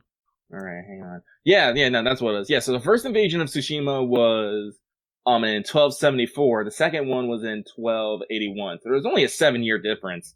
They I don't know, if they make a Ghost of Tsushima 2, they could just do the second fucking invasion. They could, and they have a perfect excuse for they could give you some of your stuff at you don't need to learn to reassassinate, but they could totally do oh, well, Jin has been fucking around for 7 years, possibly on the run. You've already talked about the ending, so we know it's not happy. And he's forgotten some of his skills. Maybe he retired as a monk or something, and then it's oh shit, the Mongols are back. Or you even said that Japan prepared. It could even be a thing this time the samurai seek him out and they're hey, Jin Sakai, I heard you're pretty good at killing Mongols. Well, the Mongols are back, bitch. Mm-hmm. Killing Mongols too. Kill them harder. But yeah, I think that's most of my Ghost of Tsushima talk. What are we at? We're about hour 45. So I think another big thing, which I didn't even think about until just now, but we were talking about news coming out. Do you want to talk about Gamescom a little bit? Yeah, I don't mind. Do you mind if we take a quick break, though? Yeah, we can take an intermission. We've been going for, like I said, an hour 45. Everybody take 5. All right, now we're back. All right. Hold on. Continuing my Azure Lane. Doodling. But yeah, Gamescom. You were kind of, not really live tweeting, but live discording with a couple people in the community. Yeah. I watched some of it back. I'm gonna say, the fucking... I mean, I admit, I'm not a WoW guy, right? I know this already. Yeah. They don't play most MMOs. The fucking WoW thing went on way too long. That really killed a lot of my energy watching. I don't know, the animation was cool, but I don't. It was just okay, all right. Are we gonna do anything else? It seemed like we were there a while. Yeah, we were, but me and the boys who are in the Discord, we were this has been we were the same way, but at the same time, it's we're kind of invested. We want to know where this is going because we've already invested the time into this. All right, fair enough. So, but like I said, we liked it, but again, I don't think any of us were really WoW nerds up in there. So we're just okay, that was neat, but it's not going to stick with us. One of our mods, Dallas, probably exploded. I know he still plays WoW a lot. Lucky did have a fucking shit fit over Age of Empires 3 Definitive Edition, though, which is one of the things they announced, because Lucky loves Age of Empires. He plays it a lot. But Age of Empires 3 came out, let me see here. When did Age of Empires 3 first come out? I don't know, not that long ago. Well, let's see. Well, Lucky's looking that up. I think I got a list that's in chronological order. First thing they did, super happy to see, even though it's still fucking nothing, Dragon Age 4 Dreadwolf still exists. It is still happening. Probably. But all they're showing is concept art, so we're probably still 3 or 4 years out. Yes, this is definitely still in the... We're definitely committed to making it. It's just that our fuck-up with Anthem really screwed us over, so we've gone back to the drawing board several times. And possibly had our staff cannibalized by Anthem, but I think EA is probably going to let that one fall down. Maybe. I know they're still talking about revamping it. That could also be why Dragon Age is not going anywhere, is they are actually revamping Anthem, so it's actually a better game, but yeah. I'm still glad that it exists and they'll keep going. We have a big soft spot for Dragon Age, and they played the fucking song during the trailer, so it's cool. Still need to get my Game of the Year edition for Inquisition so I can play all the DLC, because I didn't play some of the follow-ups. And maybe I could play it all again, who knows? Wait, no, I can't do that. Most of those are on my PS3. But so did you find when AoE 3 came out? No, hang on. Yeah, 2005. There it is. Yeah, so, Age of Empires. Time. It's a long time, and they keep doing HD definition, and all that stuff of, 2, and now they're doing one for 3. I'm just all like, why haven't you put this energy into just making a new one? Well, I mean, technically, that's probably much more work. Probably. But also, yes, if it's been fucking 15 years or whatever, stop making definitive editions and just make AoE 4. If you can. If you're allowed. I don't know. I'm not your boss. I know, but unfortunately, Lucky was screaming, but at the end he says, I'm still gonna fucking buy it, though. That's probably what they're going for. Let's see, they were supposed to do Eternal DLC. Fall Guys Season 2 got announced. I should probably go back and play a couple rounds of Season 1 to make sure I get all the stuff. But there will be new games and new rounds and new costumes. They're going medieval themed. That's good. I think that's good for Fall Guys, that they're actually planning on, switching stuff up. And some of the games seem fun. We'll have to see. I haven't played a lot since I got 2 wins in one night, including one on Hexagon. I am your king, long may I reign. I'm kidding. I think most people in the community have more, but it was a very good night for me. It's also, I'm not so disgusted with the game that I don't want to play it again ever. So I'm glad they're keeping up. They did a preview for Star Wars Squadrons with stuff, which I just ate up. But I'm already going to buy. I didn't eat it up quite as much because I was looking at the things. I'm a little worried about the graphics on the thing. I'm not super into this, but I was feeling like some of those models looked a little plasticky to me, and I'm just a little. It could also just be the lighting in some of the trailers. I do kind of agree. Everything is super lit. I'm gonna guess because it's all first person is the thing. The whole game is first person perspective. There's no third person. They've said that. Yep. I'm gonna guess that in flight, in motion, with shit happening. Most of the time, you're probably not going to have enough time to pause and count the pixels in the frame. Yeah. I'm hoping that that's just because they're doing cinematic lighting and shit for cutscenes and trailers. Yeah. I do agree some of the stuff looks good. I'm still going to go whole hog, but that's because this is literally the game I've wanted EA to make since ever, and they're only just now making it as they're probably about to lose their fucking exclusive license. And there's probably not going to be any DLC to get anything extra or any sequels or nothing, but at the very least, it will be finished. But I'm still pretty hyped for that. I'm not hyped for them releasing a Sims 4 pack that's Star Wars themed. That seems very weird. I mean, I get it's kind of cool that they're putting the Galaxy's Edge park in The Sims, but also I'm just really? Okay, I guess. All right, people care that much? Oh, yeah, I guess. I mean, they literally are making a Lego Star Wars. Yeah, they're remaking the whole thing. They're bundling them all. And Lego games aren't my jam, but even I have to admit it looks entertaining. And from what I understand, Lego games sell pretty well. They're not blockbusters or anything, but they steady. Yes, they're very steady, and they're not super. I don't think they're super complex for those guys to make because they can make about anything. It uses the fact that Lego's got access to a lot of good licenses really well, and they have fun with the licenses they have, which is part of the point, I think. Apparently there's going to be a sequel to Little Nightmares. Don't know much about that series. Probably never going to play it. I like living and breathing. They talk about Call of Duty Black Ops Cold War, yeah. which from what I understand is kind of a sequel to the first Black Ops before they went weird in. Yeah, I think it's the first and maybe the second. Did the second also have future shit? I think the first was definitely not future shit. It was all past. Yeah. So yeah, it sounds like they're going back to that. They are saying it will have multiple endings with narrative choices. Looks like they got some pretty decent models. They recreated President Reagan pretty good.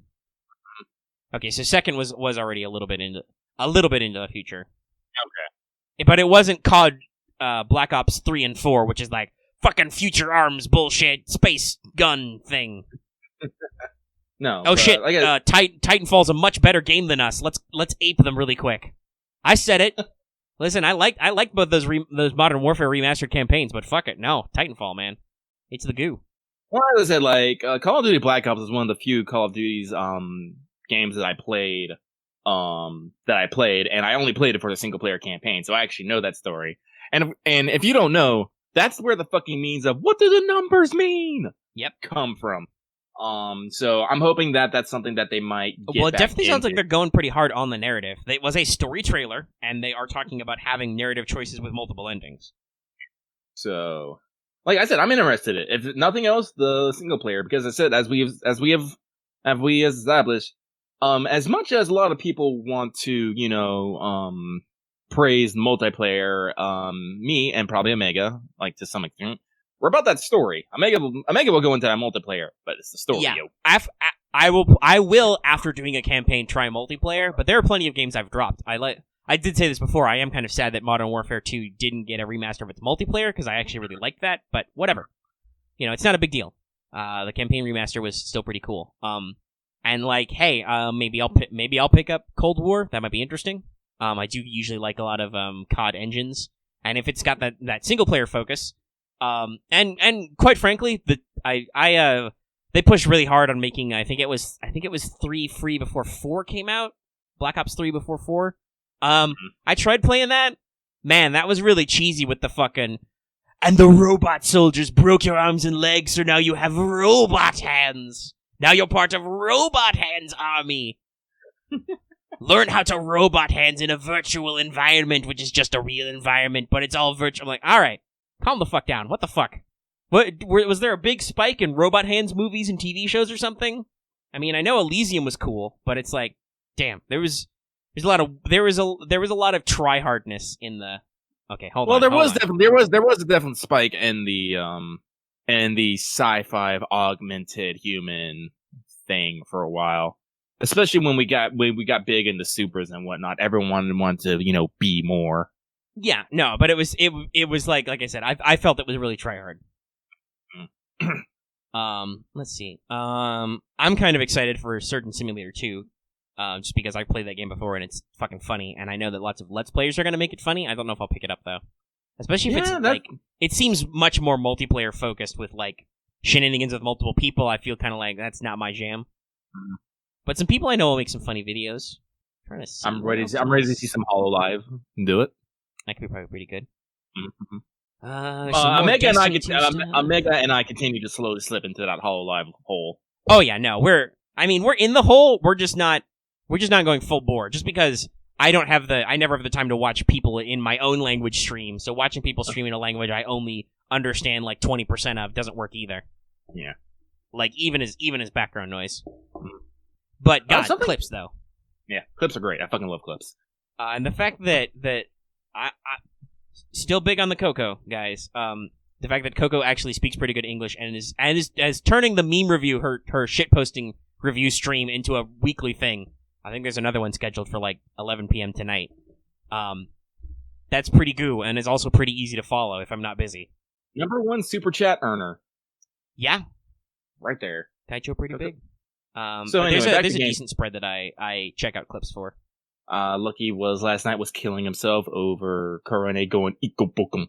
Yeah, somebody did an animation of that where like because they've played some games. Like I think I've seen like some Pekota compilations of her playing like Crash. Pekota's a really interesting one because she kind of plays up the silly but refined, right? Like until she gets mad and then she starts. Yes, she's kind of classy, but also does a lot of the has the verbal tick and all that stuff. But she will totally play rage quit games and will definitely do the whole like full blown freak out. Her laugh is also very distinct. I don't know why, but subtitlers almost always do the arrows going in different directions for it. But yeah, that's pretty funny to see. But that was what's Ikan Pokemon? Is that Banjo Kazooie? Yes. Is that Crash? It's Banjo. But apparently, apparently Kodan they played that, and then the Skullman says Ikan Pokemon to her, and she just says back in her doggo voice, Ikan Pokemon. Actually, let me find it because I'm gonna play it again because it was good. It's a fun one. There are, like I said, a lot of little clips. There's some that I don't necessarily see super big on our community, but that I've kind of like looked for some clips for, like As again, Twitter's out of context VTubers is great. Oh yeah, no, I love that one just for clips. They're great. There was a male VTuber who was playing Fall Guys egg game, and just the moment the round starts, he just breaks out yelling, "My children, no, my children, give me back, don't steal my children!" I'm like, I'm dying over here. Oh my god, that's fucking screen presence is what they call that. That guy knows what he's doing.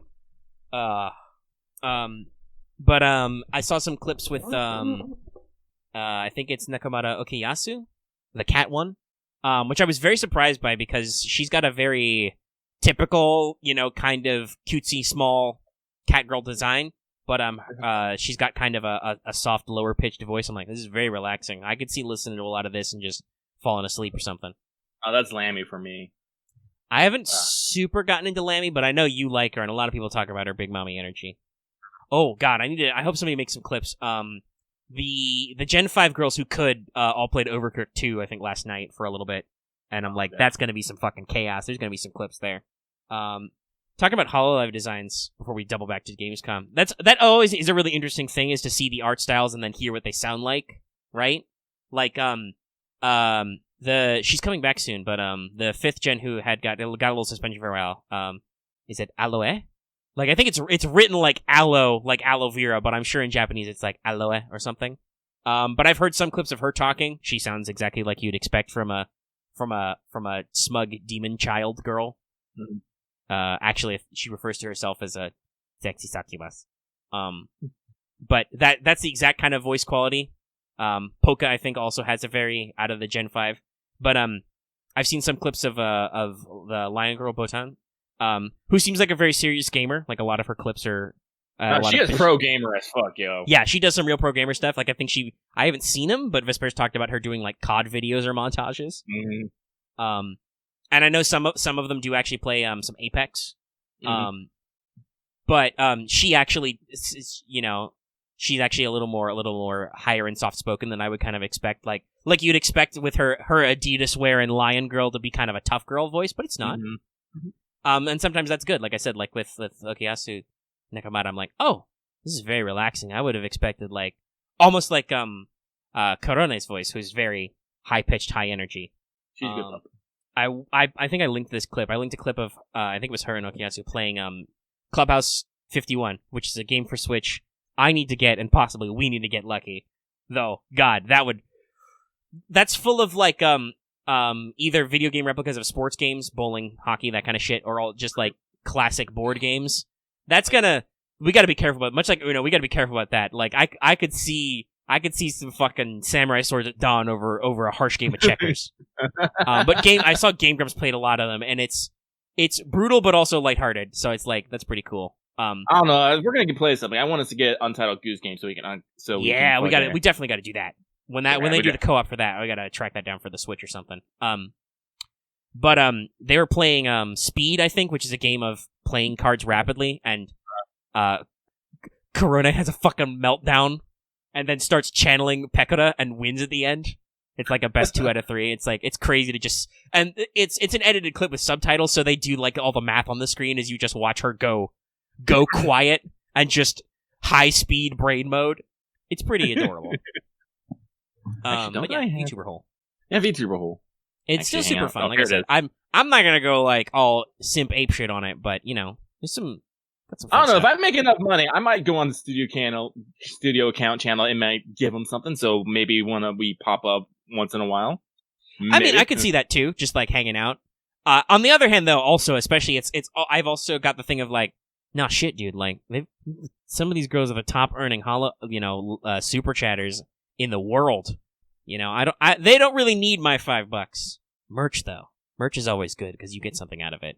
I wonder if they got some sick HoloLive merch. They probably do. Like, oh yeah, speaking of which, fucking Lucky's still having a bit of agita because we didn't talk about this, but Azure Lane added some new stuff for their fucking 2nd year anniversary. Oh yeah, you really want the Ozma pad, right? Yeah, the Ozma butt pad and the Taiho keychain. I'm like, and I also wanted the Iron Blood pin, but that's sold out. No fucking shot there. I think it's the only one that's sold out. My Sakura might be too, but still, I'm just all like, but yeah. But actually, yeah. Let me take the wheel, and I'm gonna jerk us back hard onto Gamescom. Sure, what you got? Okay, so something that actually kind of makes me want to get VR is the Medal of Honor Above and Beyond. Did you see that? Oh no, I don't think I actually saw that one. I saw some stuff for several VRs, like they're doing Sam and Max VR. Certain Simulator will be in VR, but I didn't see that one. No, Medal of Honor Above and Beyond is a VR game, but it's still an FPS, and I'm just all like, and looking at Respawn. Yeah, and so I'm just like, no, this actually looks pretty good. Because here's the funny thing about usual first person shooters. Usual first person shooters, you don't have to worry about your aim at all. You just point your gun straight and it goes off. And VR, you won't necessarily have that fucking advantage. Yeah, you'll have to actually like hold it up to your eyeball and actually aim down sights. Yeah.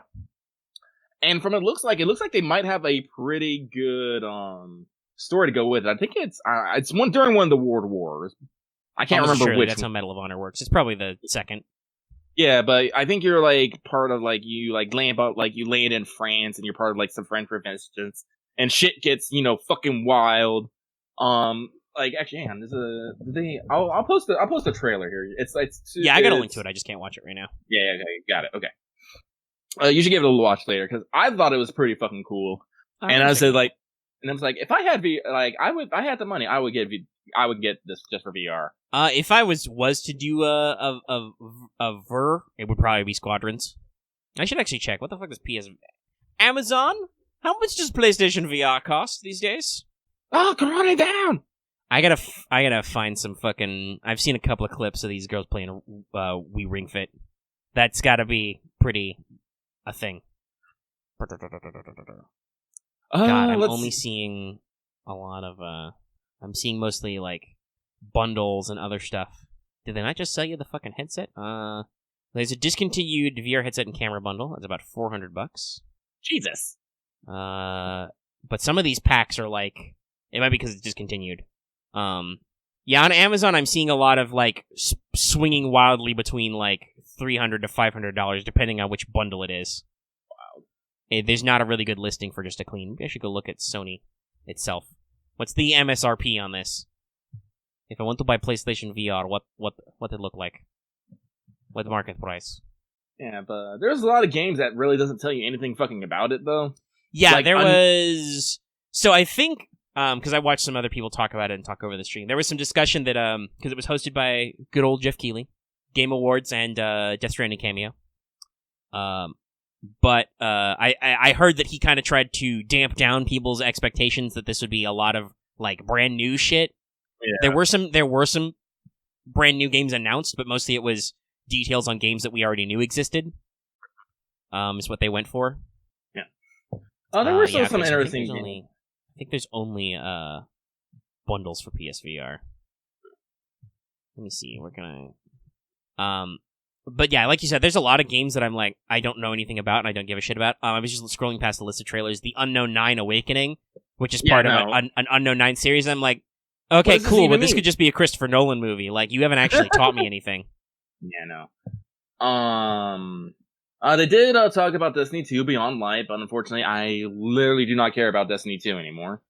Dear Destiny 2, make another Game of the Year with all DLC thing. Even though I've got the base game free already, I'll buy it again. Like, I don't mind playing Destiny. I just feel like it's a huge pain in the ass to like buy all the DLC as they come out and stuff. Mm-hmm. So according to Sony itself, PSVR, which includes headset, camera, controller bobbles, coming with Blood and Truth and Everybody's Golf VR is $350 from them directly. Which is not that bad. I might pick that up in the October or something, because Squadrons VR sounds fun. Let's see here. So, they talked about Crash Bandicoot 4. They did, yeah. But they didn't really show anything. They just did a really funny thing. Let's see. Let's see here. Outriders. That looks interesting. Oh yeah, I remember seeing that. That looks a little weird, but I've heard that the gameplay is pretty tight. I'll have to see more when it actually happens. I know a lot of people were having a laugh because there were several Warhammer tie-in games announced or had a trailer shown. There's one for Age of Sigmar, which is Warhammer Fantasy, and then there was Necromunda Underhive, which is a very popular minis game. The gameplay looks pretty generic, so I don't know. They tried to show off a new character for Godfall, but it just decreases my interest in it. Godfall exists. Mafia Definitive Edition. That might be a little exciting. They showed an indie game called Struggling, and it's all gross humor. And I don't play that recently, and I'm just like, nope, don't know about that. What the fuck is Spellbreak? I remember the name of that. Apparently, it's free to play. It's gonna launch. I think it's a battle royale. Mm-hmm. It's some sort of competitive thing. That's an Xbox, so I don't know if that's worth anything. But I see Scarlet Nexus, and it just looks like a fucking Ruby-ass Ruby game. Don't know what's going on with that. Chorus is something I'm interested in because it's spice, and apparently it's a pilot and her sentient ship. I'm like, you have. Oh yeah, I think we saw some trailers for that in the not E3 bundle. Yeah. That I'm definitely good. Launch in 2021. Okay. A lot of shit's getting delayed. Like I think Halo Infinite got delayed. There's a lot of people asking about how it sounds like Xbox might be in some shenanigans with their next gen launch. Not that PlayStation is perfect either, because they're apparently doing some sort of fucking weird chicken race here. Well, yeah, we're definitely playing a game of chicken, but also I was gonna say, apparently Avengers is gonna be kind of weird. Like it's gonna do like battle passes and shit. Like, I wasn't planning on buying it anyway. That's fine. Ooh, here's an indie game that I really like the look of: Teardown. Oh yeah, I've actually seen all voxel based heist game. Like you destroy the environment and the physics. It's tiny voxels, tiny voxels. Yeah, it's it's like it's how, so think of Minecraft as like regular ass Legos, right? These are like those architecture Lego sets that are like $200 and are full of really tiny, highly detailed pieces. Like, everything looks a little blocky, but it's got all the elements of, like, real-life shit, and it looks really fun. That's definitely gonna be a game that I'm gonna check out, because I love that shit. Doing some fucking physics puzzles, knocking over shit, starting fires. One game that I do not understand is Brick Construction, The Walking Dead. Yeah, I don't know. I guess Bridge Constructor is popular. Let's see here. I saw some, there's the 2K Battlegrounds. That looks really... The animation style doesn't work. It's not. It does not. It's not good. They went for kind of an action figure look, but it's like too stylized, and everybody just has a really fat head, and I'm like, That said, I think WWE had to distance themselves from their previous game maker because they had a lot of bad run-ins with them. So, like the last official full-blown regular wrestling game was like really shitty and had a lot of errors that they didn't fix. Mm-hmm. I only care about those games because they usually have character creators, and I know, again, internet creators will make dumb videos in them. Let's see, like Awakening was nothing. You mentioned Sam & Max VR. Let's see, Outriders, Necromunda Underhive, Teardown. Talked about Godfall. What's this? Lucky, you saw it. What's Override 2 Super Mech League? Looks like there's a giant robot involved. It's a giant robot. Like They weren't necessarily giving a lot on the details, but it looks like it's some sort of multiplayer competitive action with mechs. Yeah, okay. That's all. I'm seeing it was identified as a game reveal, so that's brand new. Again, this is what I'm talking about. It's like, yeah, they show us stuff, but they're not telling us anything. Well, yeah, there are some that are like, okay, so like the Dragon Age one, that was a nothing trailer. That was, yes, we are still making this. We are committed. Okay, cool. The Doom Eternal DLC was actually like announcing when it'll come. Fall Guys didn't have a hard date, but it was hard and fast. This content will be here. Same with Squadrons. No new. Well, we already announced the release date too, but that was just nothing really new. Just like, hey, you'll do stuff. It's cool. Yeah. You're gonna fly. You're gonna pew pew. You'll play both sides. Yep, you will play both sides. I believe they doubled down on being customizable. Something that wasn't announced but was clearly revealed by the trailer is that there will be cameos. Wedge introduced himself by name. People who don't watch Rebels won't know, but that green Twi'lek you see in the trailer is probably Hera Syndulla, who's from Rebels, because she's a pilot and a general by the end of that series. So, like, they let you know stuff that you didn't know before that they don't harp on, but it's still the same thing. The Warcraft thing was a release trailer. I don't know anything about this 12 minutes thing other than it's got some it's got some fucking Hollywood actors in it. It was revealed a little while ago. They really didn't, as I said, this trailer didn't actually reveal anything that new. They just basically released that they got a fucking voice cast on it. Cool. I'm interested in it, but because it looks like this game is going through some fucking shit, like, multiple choices. and all that crazy stuff. So I'm interested in it, but I don't know anything about it still. So I'm like, correct. Luckily, I think they don't even have a date, so that's probably 2021 hard minimum. Mm. I did not see the trailer for this game, Luminous Gate, but I do not like this thumbnail. It shows 3 dudes. One is red, one is blue, one is not. And I'm just like, okay. So this is probably some kind of team squad robot shootman. Oh yeah, no, the game's fucking weird. Apparently, it's turn-based, and you get to do an action. You shoot things, and then people get to take their turn. And it's there's time hijinks, and I'm just too complex. Not dealing with this. I'm out. I'll look at it later. Because it only was just revealed, so it's not coming out until 2021. Honestly, I feel like this Gamescom thing the intent was just to put some games on your radar. Yeah.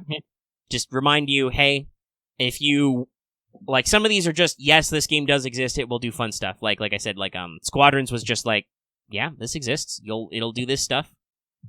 Kind of the same with the Cold War Call of Duty bit, yeah, no, that's happening. Other of these are just this game exists, maybe it'll be cool. That's always, we've talked about that before, I think, with marketing, right? That's always a big question mark especially when early video game trailers drop. Mm-hmm. What is it called? What's the game by the Prey guys that involves you playing the 2 sides and the looping forever? Is it Deathloop? Is it literally Deathloop? Yeah, Deathloop. That, from the trailers, the actual gameplay and the atmosphere looks almost exactly like that first initial trailer. So, that was proven to actually have told you something about the game.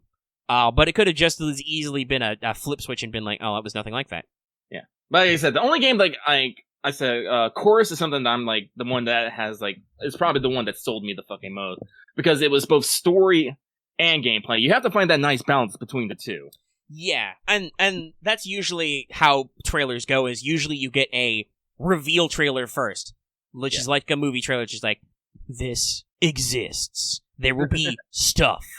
It will have action, or it will have adventure, or it will probably have role-playing because there's a fucking wizard in it. Shit like that. Then there are story trailers, which are here is what our story is about. Play our story. And then there's gameplay trailers, and I think you're right that the best trailers, the best really hook trailers, are the ones that are almost like a sizzle of both.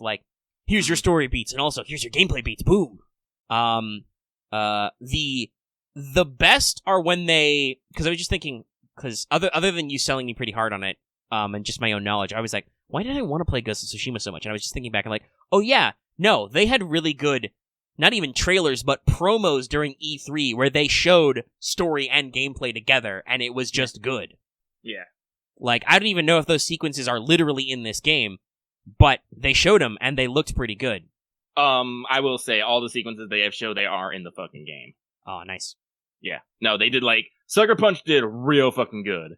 Well, and honestly, that's the easiest thing. I know that Uncharted had to do that a couple times, where they basically cut out slices for E3 demos, and some of them were integrated better than others. Yeah. Oh, wait, no. Okay, fine, Steam, fine. You fucking got me. I'll fucking buy it, you motherfuckers. What are you buying? I'm buying Elite Dangerous because they fucking... I put it on my wish list. It's I don't know if I want to get this. And then Steam asks me, hey, bro, one of the games he wants is on sale. Oh, yeah, no, they'll get you. Steam has even started Dangerous. mentioning the game by name now. It'll actually tell you which game it is if there's only 1 or 2. Yeah, so now it's just here's a fucking Elite Dangerous, 75% off. It is now $7.49. I'm like, you motherfuckers! They probably would have got me. Let me see some Steam. If I wasn't already having spent a little bit of cash, so I was But do I want to get the Season Pass as well, which is also 75% off, you motherfuckers. You motherfuckers! Because I like space. I do like space. I've been playing fucking Space Goo. I've been playing Space Rangers. And I was also looking at maybe Star Sector, which 2 people has now recommended to me.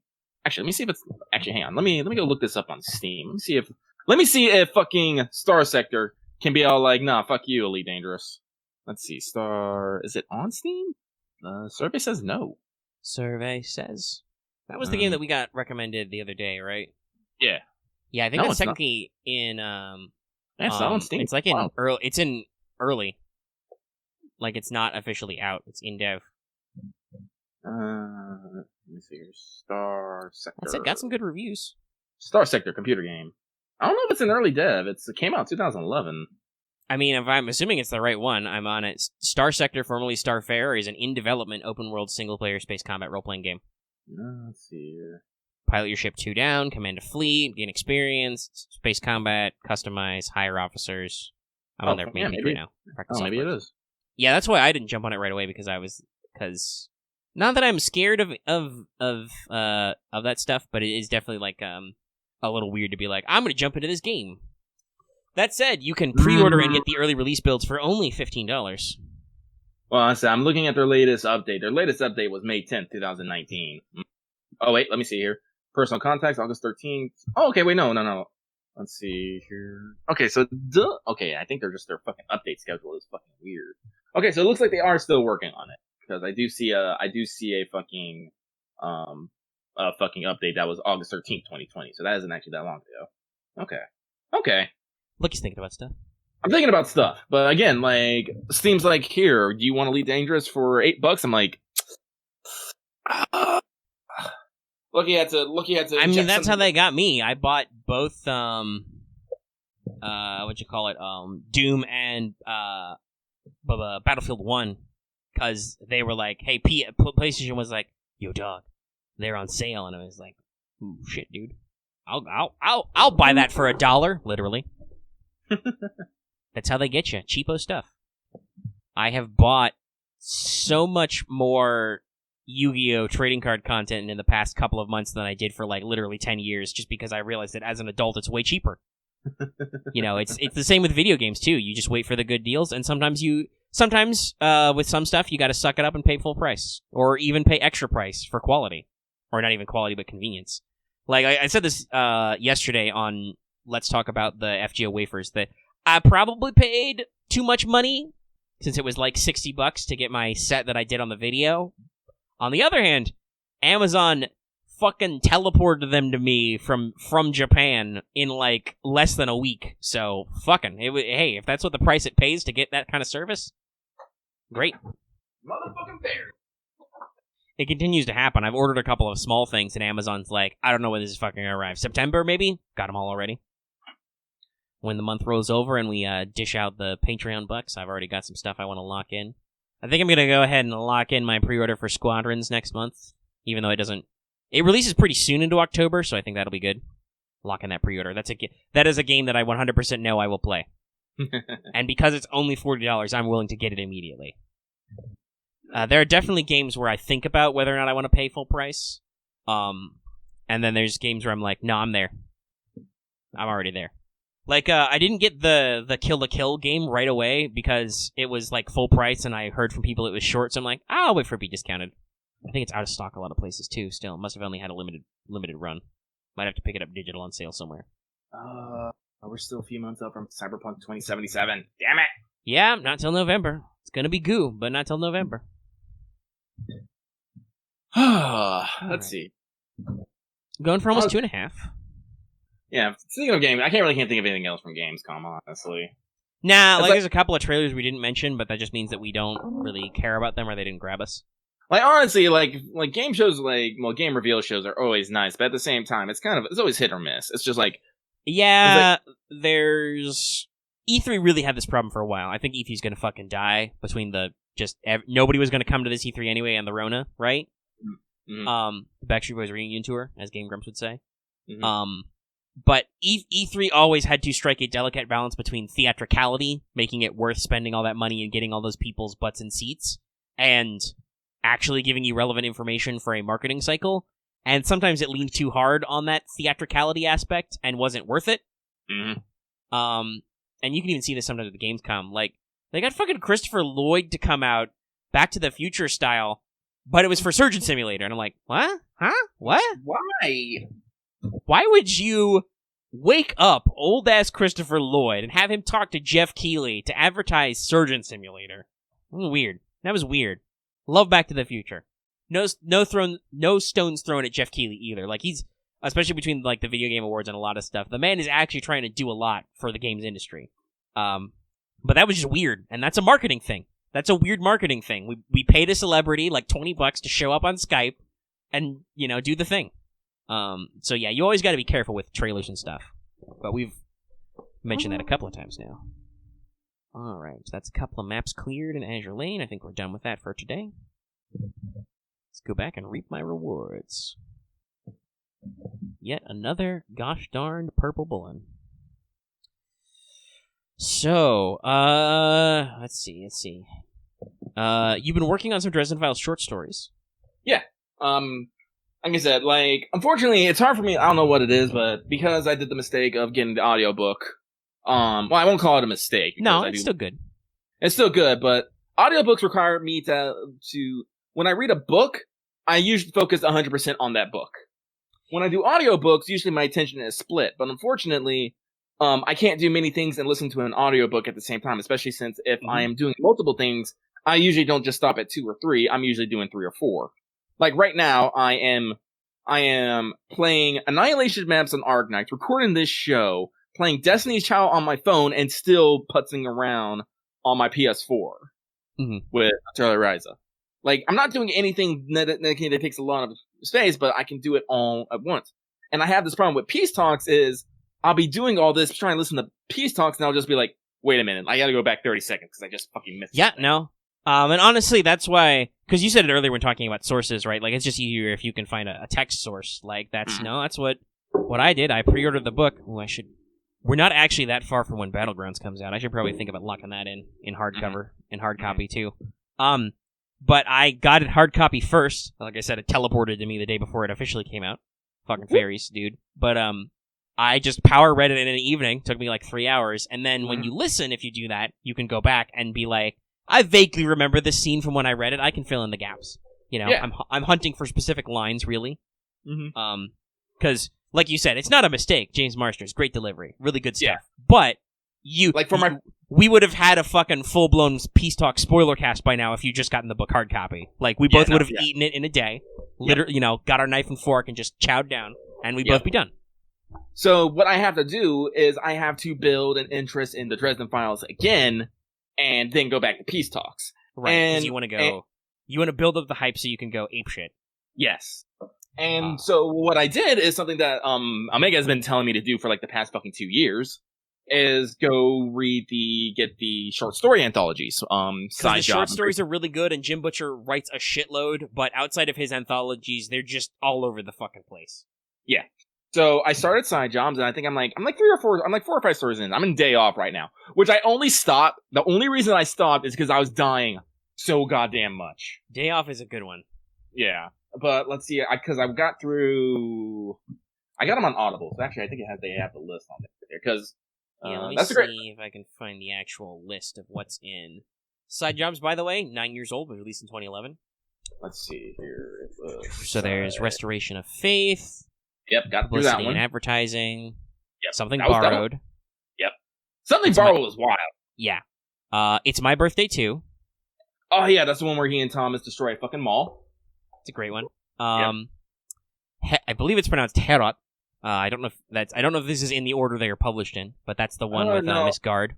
Oh yes. That's the one where they fight the Grindelkin. That's right. I was playing Fall Guys when listening to that one. Saw one. Then it's Day Off, and then you've got Back Up, The Warrior, Last Call, Love Hurts, and Aftermath, which is the exclusive to the anthology story, which is really good.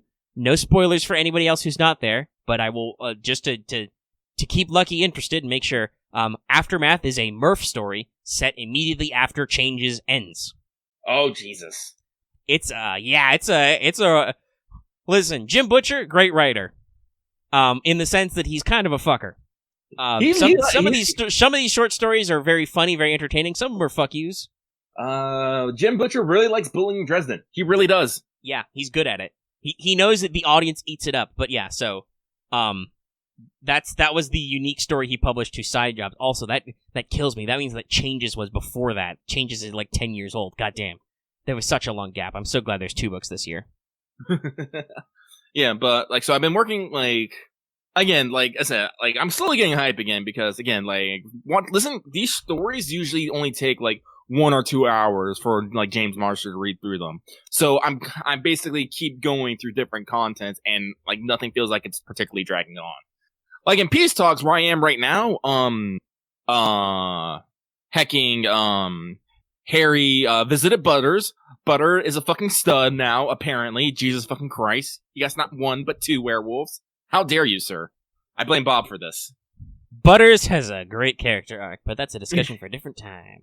That's not time. So now, he's at Laura Wraith, and now there's more sexual tension. I'm just like, oh, god damn it, Harry. But well, at the same time, it's a story with Lara Wraith. What would you expect? Yeah, I know, but I said they start off with fucking literally doing bow fighting, and just ends up with Laura on top. And I do like this has a lot of character building for Lara, because Harry, I think, understands, for reasons we won't go into for the sensitive ears, but Harry understands a lot of dark creatures a lot better now, and he literally asks her, hey, Lara, can you like turn off ever? And she's like, sometimes. Can't always though. I believe her answer was, I can use it when I want to, and sometimes when I don't want to. Yes, basically. I think it was more like, so do you ever stop turning on the supernatural stuff? And she's like, I use it when I want to, and also sometimes when I don't. Yeah. Which is just like, no, yeah, that seems correct. That seems very correct. But at the same time, I'm just like, So yeah, going back with side jobs, and like I said, I'm very enjoying it. Day Off has one of the best scenes I have fucking seen in a long goddamn time, where Dresden gets home, he has a day off in tomorrow, and there's these fucking edgy ass fucking Harry Potter wannabes at his house about to fucking throw down, and when they say, defend yourself, wizard, Harry just pulls out a 44, and just the kids just fucking lose their mind, and they're like, what are you doing? I'm fixing to defend myself.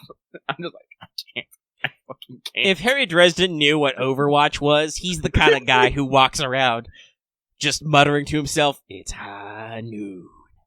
So, and I love the present, because here's the nice thing about side jobs is before every side jobs, James Monsters basically reads fucking Jim Butcher's little talk about why he wrote this. Yeah, because I think that's the other thing you get out of the short story collections is you get little prefaces. Yeah. And Jim Butcher was talking about, I want to torture Harry, but not in the same way where fucking lives are at stake. Because he basically wrote Day Off for a comedy anthology, if I remember correctly. And so, yeah, it's just Harry trying to have a day off, and everything is going fucking backward. He just wants to have a date with Lucio. And no, it's not happening. You got werewolves wanting... Werewolves need his help. Fucking wizard, his apprentice comes in at like 6 a.m. in the morning, and he's just like. Well, and also I think especially Day Off really parallels the thing we've heard about several times is that usually when we see Harry, it's his worst day of the year. Yes, because the books used to be roughly chronologically with themselves. Like Jim Butcher would release them every like 8 to 12 months. Yeah. So you would see his really, really bad day, really, really bad, no good day, and then he would go about his business. And Harry is usually very insistent, especially in earlier books, that most of the time he doesn't fuck around with all this shit. It's not the world-ending fucking evil fairies and shit, vampires trying to fuck up his day. Like, there are past certain points where generally creatures try to fuck up his day, but then after another certain point, creatures tend to leave Harry Dresden alone. He's punched enough things he shouldn't be able to punch that most people are like, maybe not. But Day Off and a lot of the other short stories are usually just, hey, what's Harry's normal 9 to 5 like? And it's still kind of funny and fucked up, but it's not usually gonna end the world. Which is like what you just said with Day Off specifically. Yeah, no, I'll even say that with It's My Birthday too. That was some shit, but that was all resolved in a single night. Yeah, that was just Harry Dresden minding his own business. Oh shit, there's some vampire shit. There's some vampires at the Vampire LARP. Which I love, by the way. I love it. But then Harry's just like, God damn it. Fuck. Alright. Take care of it. Got holy water in my car. Literally has holy water in his car, by the way. Usually in water balloon format, because Harry Dresden, super genius. Oh no, well I do like the fact that he literally got like pizzeria fucking garlic powder. Yeah, because Black Court vampires follow all the Bram Stoker rules, but not the ones that Bram Stoker didn't write down. So there are some things they don't do. But, you know, stake in the heart, I think it's just got to be a wooden or iron stake. It's not actually a big deal. We'll stop them or slow them down. Garlic repels them. Holy water burns them. That kind of stuff. But well, there is also literally a game called Monster of the Week that's Star World. But anyway, so the Black Court are really interesting because while they are actually a lot stronger than you'd think, because hey, being an undead super vampire is kind of cool. They still have very textbook weaknesses, and Harry is definitely the kind of guy who, like, again, talking about if Harry could understand Ghost of Tsushima, he would 100% do ghost shit. Like he would just be like, can I just blow these guys up? Well, that's what I think I liked in I can't remember the name, but the one where he hangs out with Guard is Herot or whatever. Herot. It's like he doesn't know what a fucking how to fucking deal with Grendelkin, so he's kind of up shit creek. But at the same time, he's like, "Can I blow it up?" And yes, he kind of does. When in doubt, cast Fireball. And when that doesn't work, cast Fireball harder. Honestly, talking about fixing to defend myself, that Harry will honestly, if he can, he'll just start with gun. He's just like, is it immune to bullets? No? Great. That's a lot cheaper, or at least a lot less energy intense for him to just pull out his 44. Well, actually, and this is another joke I love. Because this is something that Jim Butcher is also really good at, is subtle running gags. Harry's gun is constantly getting bigger. I think in the first book, possibly up until Full Moon, actually no, I think in the first book he starts with a Pocket 38, and then he upgrades to 357 Magnum. He kept the 44 at home, but then after he loses his Magnum, his 357, he switches to just carrying the 44 with him always. Eventually, he loses that too, and then between a couple of books, in Cold Days, he gets I think a 45 caliber lever action. And then in Skin Game, as a present, Murph gets him a fucking 500 Nitro Express, a gun which he lovingly describes as made for killing T-Rexes.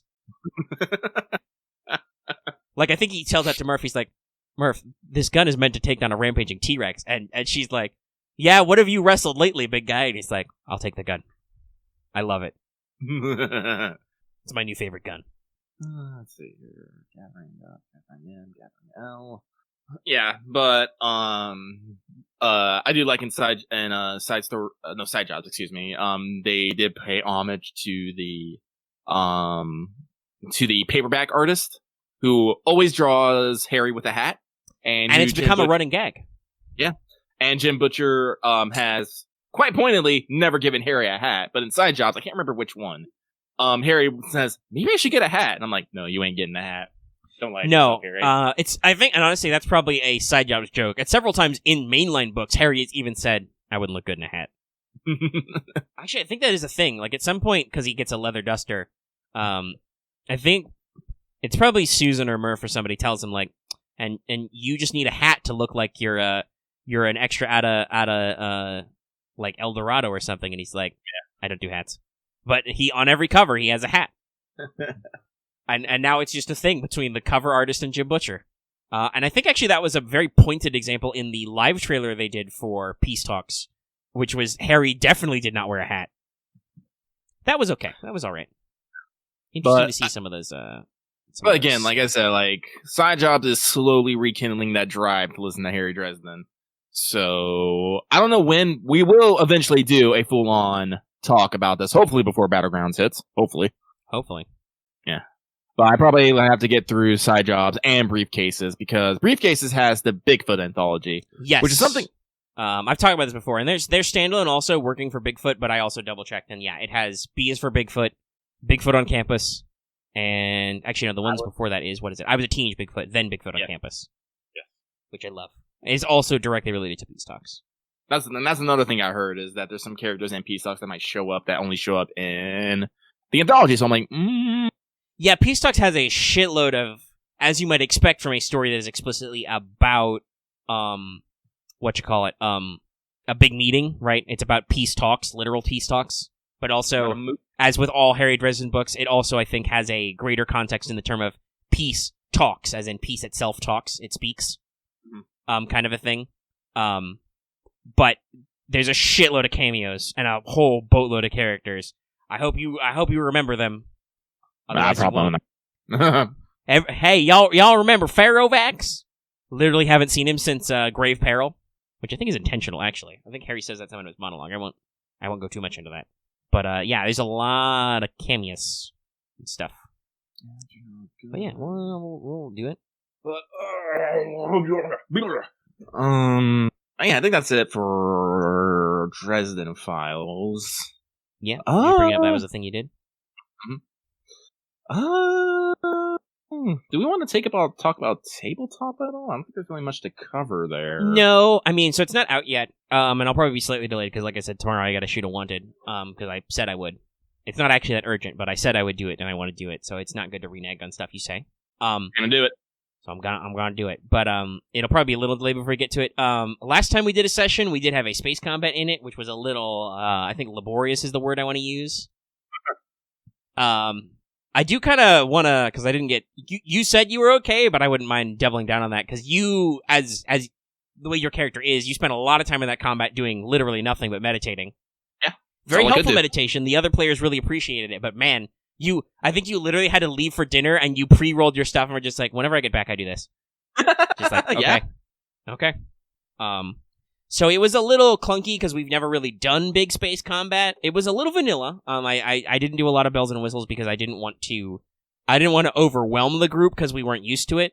But yeah, it was a little clunky. Hopefully we can, if we do future stuff, we can kind of maybe make that go a little smoother. Because I know, especially after that, quite a few of the players have gone, ooh, I should up my skills in this, or I should work a little on this. And I don't think I knew it at the time, but Marth even said he's planning on going Starfighter Ace someday, so it's like, okay, this will come back up, and hopefully we can take some of the lessons we learned, but man, it was a little... Well, again, I think the thing that probably bit us the most is the ship that we were in, honestly. Yes, it was a combat shuttle, but you picked a shuttle, an attack transport craft that you originally kitted for transport. You were like, and I want to carry extra shit, extra people. Yeah, and it's like...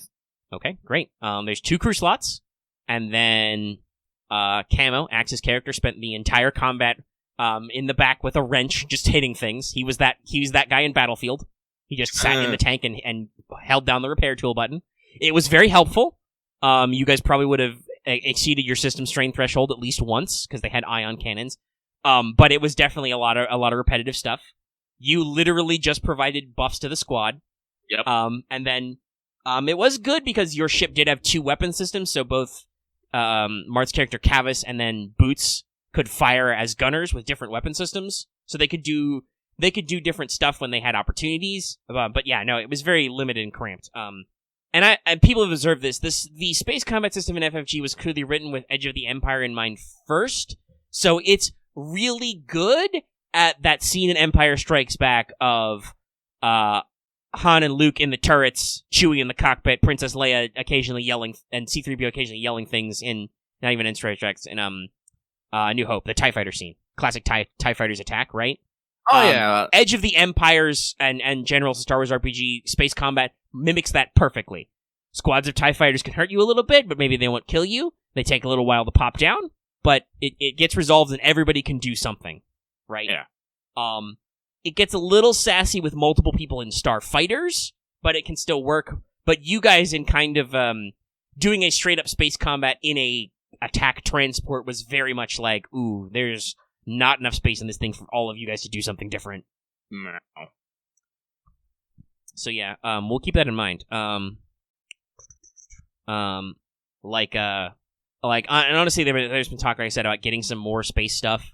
Like, there's definitely been talk about having room for people to like double up and do backseater stuff, like sit main pilot and gunner in a Y-wing, or there are a couple of there is explicitly a version of the Delta Wing Jedi Starfighter, the one from Attack of the Clones, which has a 2-seater. It's a trainer.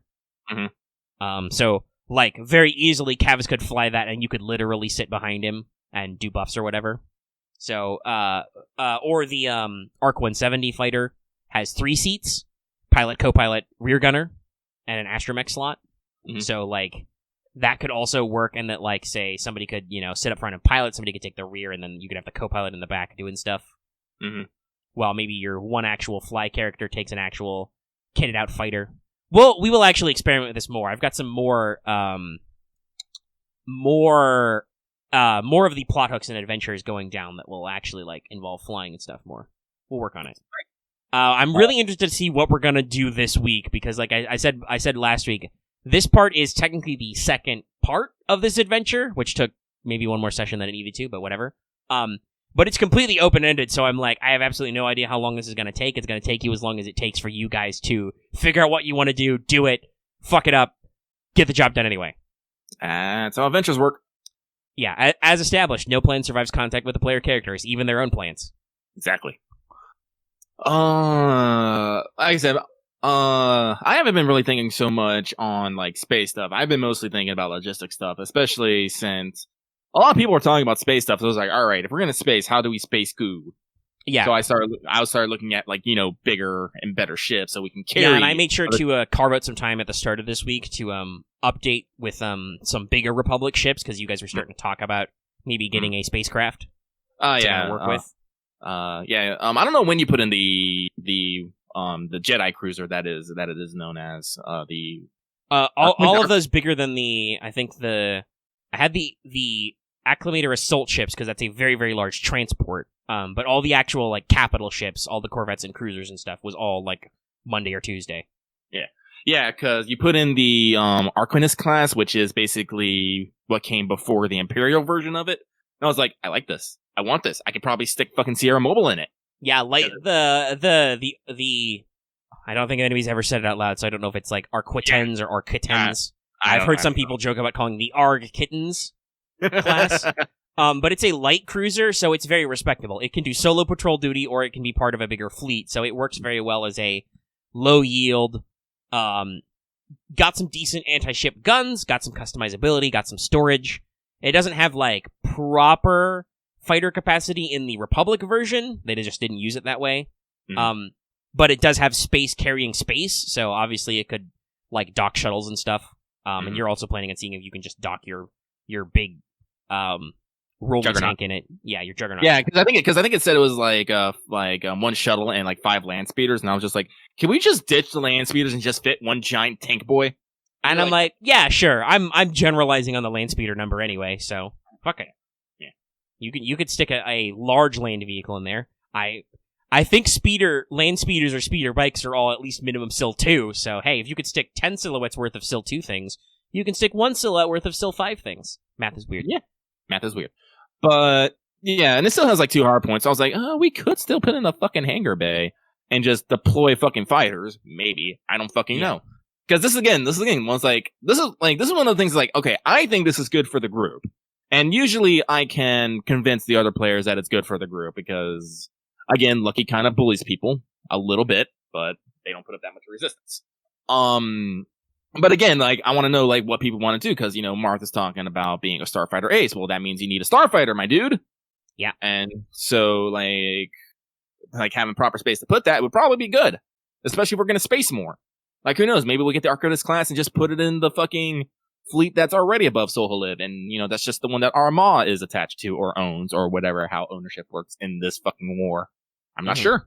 Yeah, there's group resources, then there's what you guys call group resources, and then there's single resources. Mm-hmm. But it's like, cause like, again, like none of us actually know how like this is going to end up. Like, will we solve all the mystery of Soholib and be like, all right, let's go to a more fucked up planet where things are more likely going to kill us? Who fucking knows? I don't know. It's up to Omega. Yeah, and I've talked about that. Like, I think currently it's probably only going to be Soholib. I'm not sure though. I have some ideas on the end game and kind of, I think, how we've thought of this campaign and definitely where I've thought characters are going to go has changed over time, obviously. Because it's not, this campaign was never pre-written. It was very kind of, not quite sandboxy, but definitely very like, okay, well, I'll come up with some plot hooks. I'll see what you guys like. I'll see what you guys don't like, and kind of follow threads until I kind of hit my general conclusion with what I think, you know, will be working for and got all the stuff, right? Like, and we actually had this discussion last time off mic about how this might end up and how I'm kind of, you know, I'm curious to see what characters will do where and probably kind of like draw some conclusions. And this was relevant because I think I started playing Ghost of Tsushima that night, or had played it already maybe a little bit, but I was mentioning that being a Clone Wars story, Oh yeah, it was because I watched the last couple episodes of season 7 of Clone Wars. I was like, this is probably not going to end up super happy for anybody. Just FYI. Like, your best end is going to be, like, and I said this for, like Arama, I think, has the most likely chance of just either in the campaign or just post-climax just ditching the fucking war and going somewhere else and not bothering anymore. That's probably one of the best results besides finishing this war and either dying somewhere in the climax or having to kill all of my friends and then be retired. Like, obviously there is kind of hope after that, but it's still, the sequence of events turns out very, it starts very low level. But yeah, I don't know. We'll see. We'll see. But yeah, I think that's everything. I think I just wanted to maybe touch on the fact that we did our first really actual definitely space combat, and It was a doozy. Mm-hmm. I apologize if you listen to the audio and it's not very entertaining, but at least all the silences will be cut out. Yay. But I think that might be it. Alright, that seems fair. Yeah. If that's the end, then I'm gonna go eat some chicken and play Ghost of Tsushima. Yeah, we're about 3 hours. It's a perfect time to end up. Let's see. Three thoughts. Yeah, okay. I don't think we had any final thoughts. That was it. That was the question. Yep. Sorry, my AC just kicked on. Hmm. But, yeah. What's up? Oh, nothing. Just, I said, I just heard your intake, and I didn't want to cut you off if you were going to actually say something. No, it was just a sigh. Alright, well, with that sigh, I'd be yawning. Let's wrap up what's up. I gotta figure out what to call it this week. And that's for later. But yeah, so, if you like this episode, you're watching it on YouTube, be sure to give it a like if you like it. If you have any comments, leave them in the comment section down below. Comment section are great. You can also join our Discord. That link is always in the description and on our channel page, as always. And you can also subscribe if you're new here to always get our latest videos. And consider ringing that bell for notifications so you always know when we post a new video or when we stream. Go ahead and let you know about all that stuff. And also consider hitting that little join button down there. Still taking new memberships. I don't know if Lucky's decided what emotes he's uploading next. But we have more slots and he's got more emotes. I do. I made ones with hats. Good hats. So we'll have some fun with hats sometime. Join our membership. Also, like it says at the front of the show, consider supporting us on Patreon. You can get access to episodes early in audio format for as little as $1 a month or about $10 a year, as Patreon now offers annual memberships. So check out either of those options and you can support us directly. And it's really helpful. All right. I think that's what's up for this week. See you next week, people.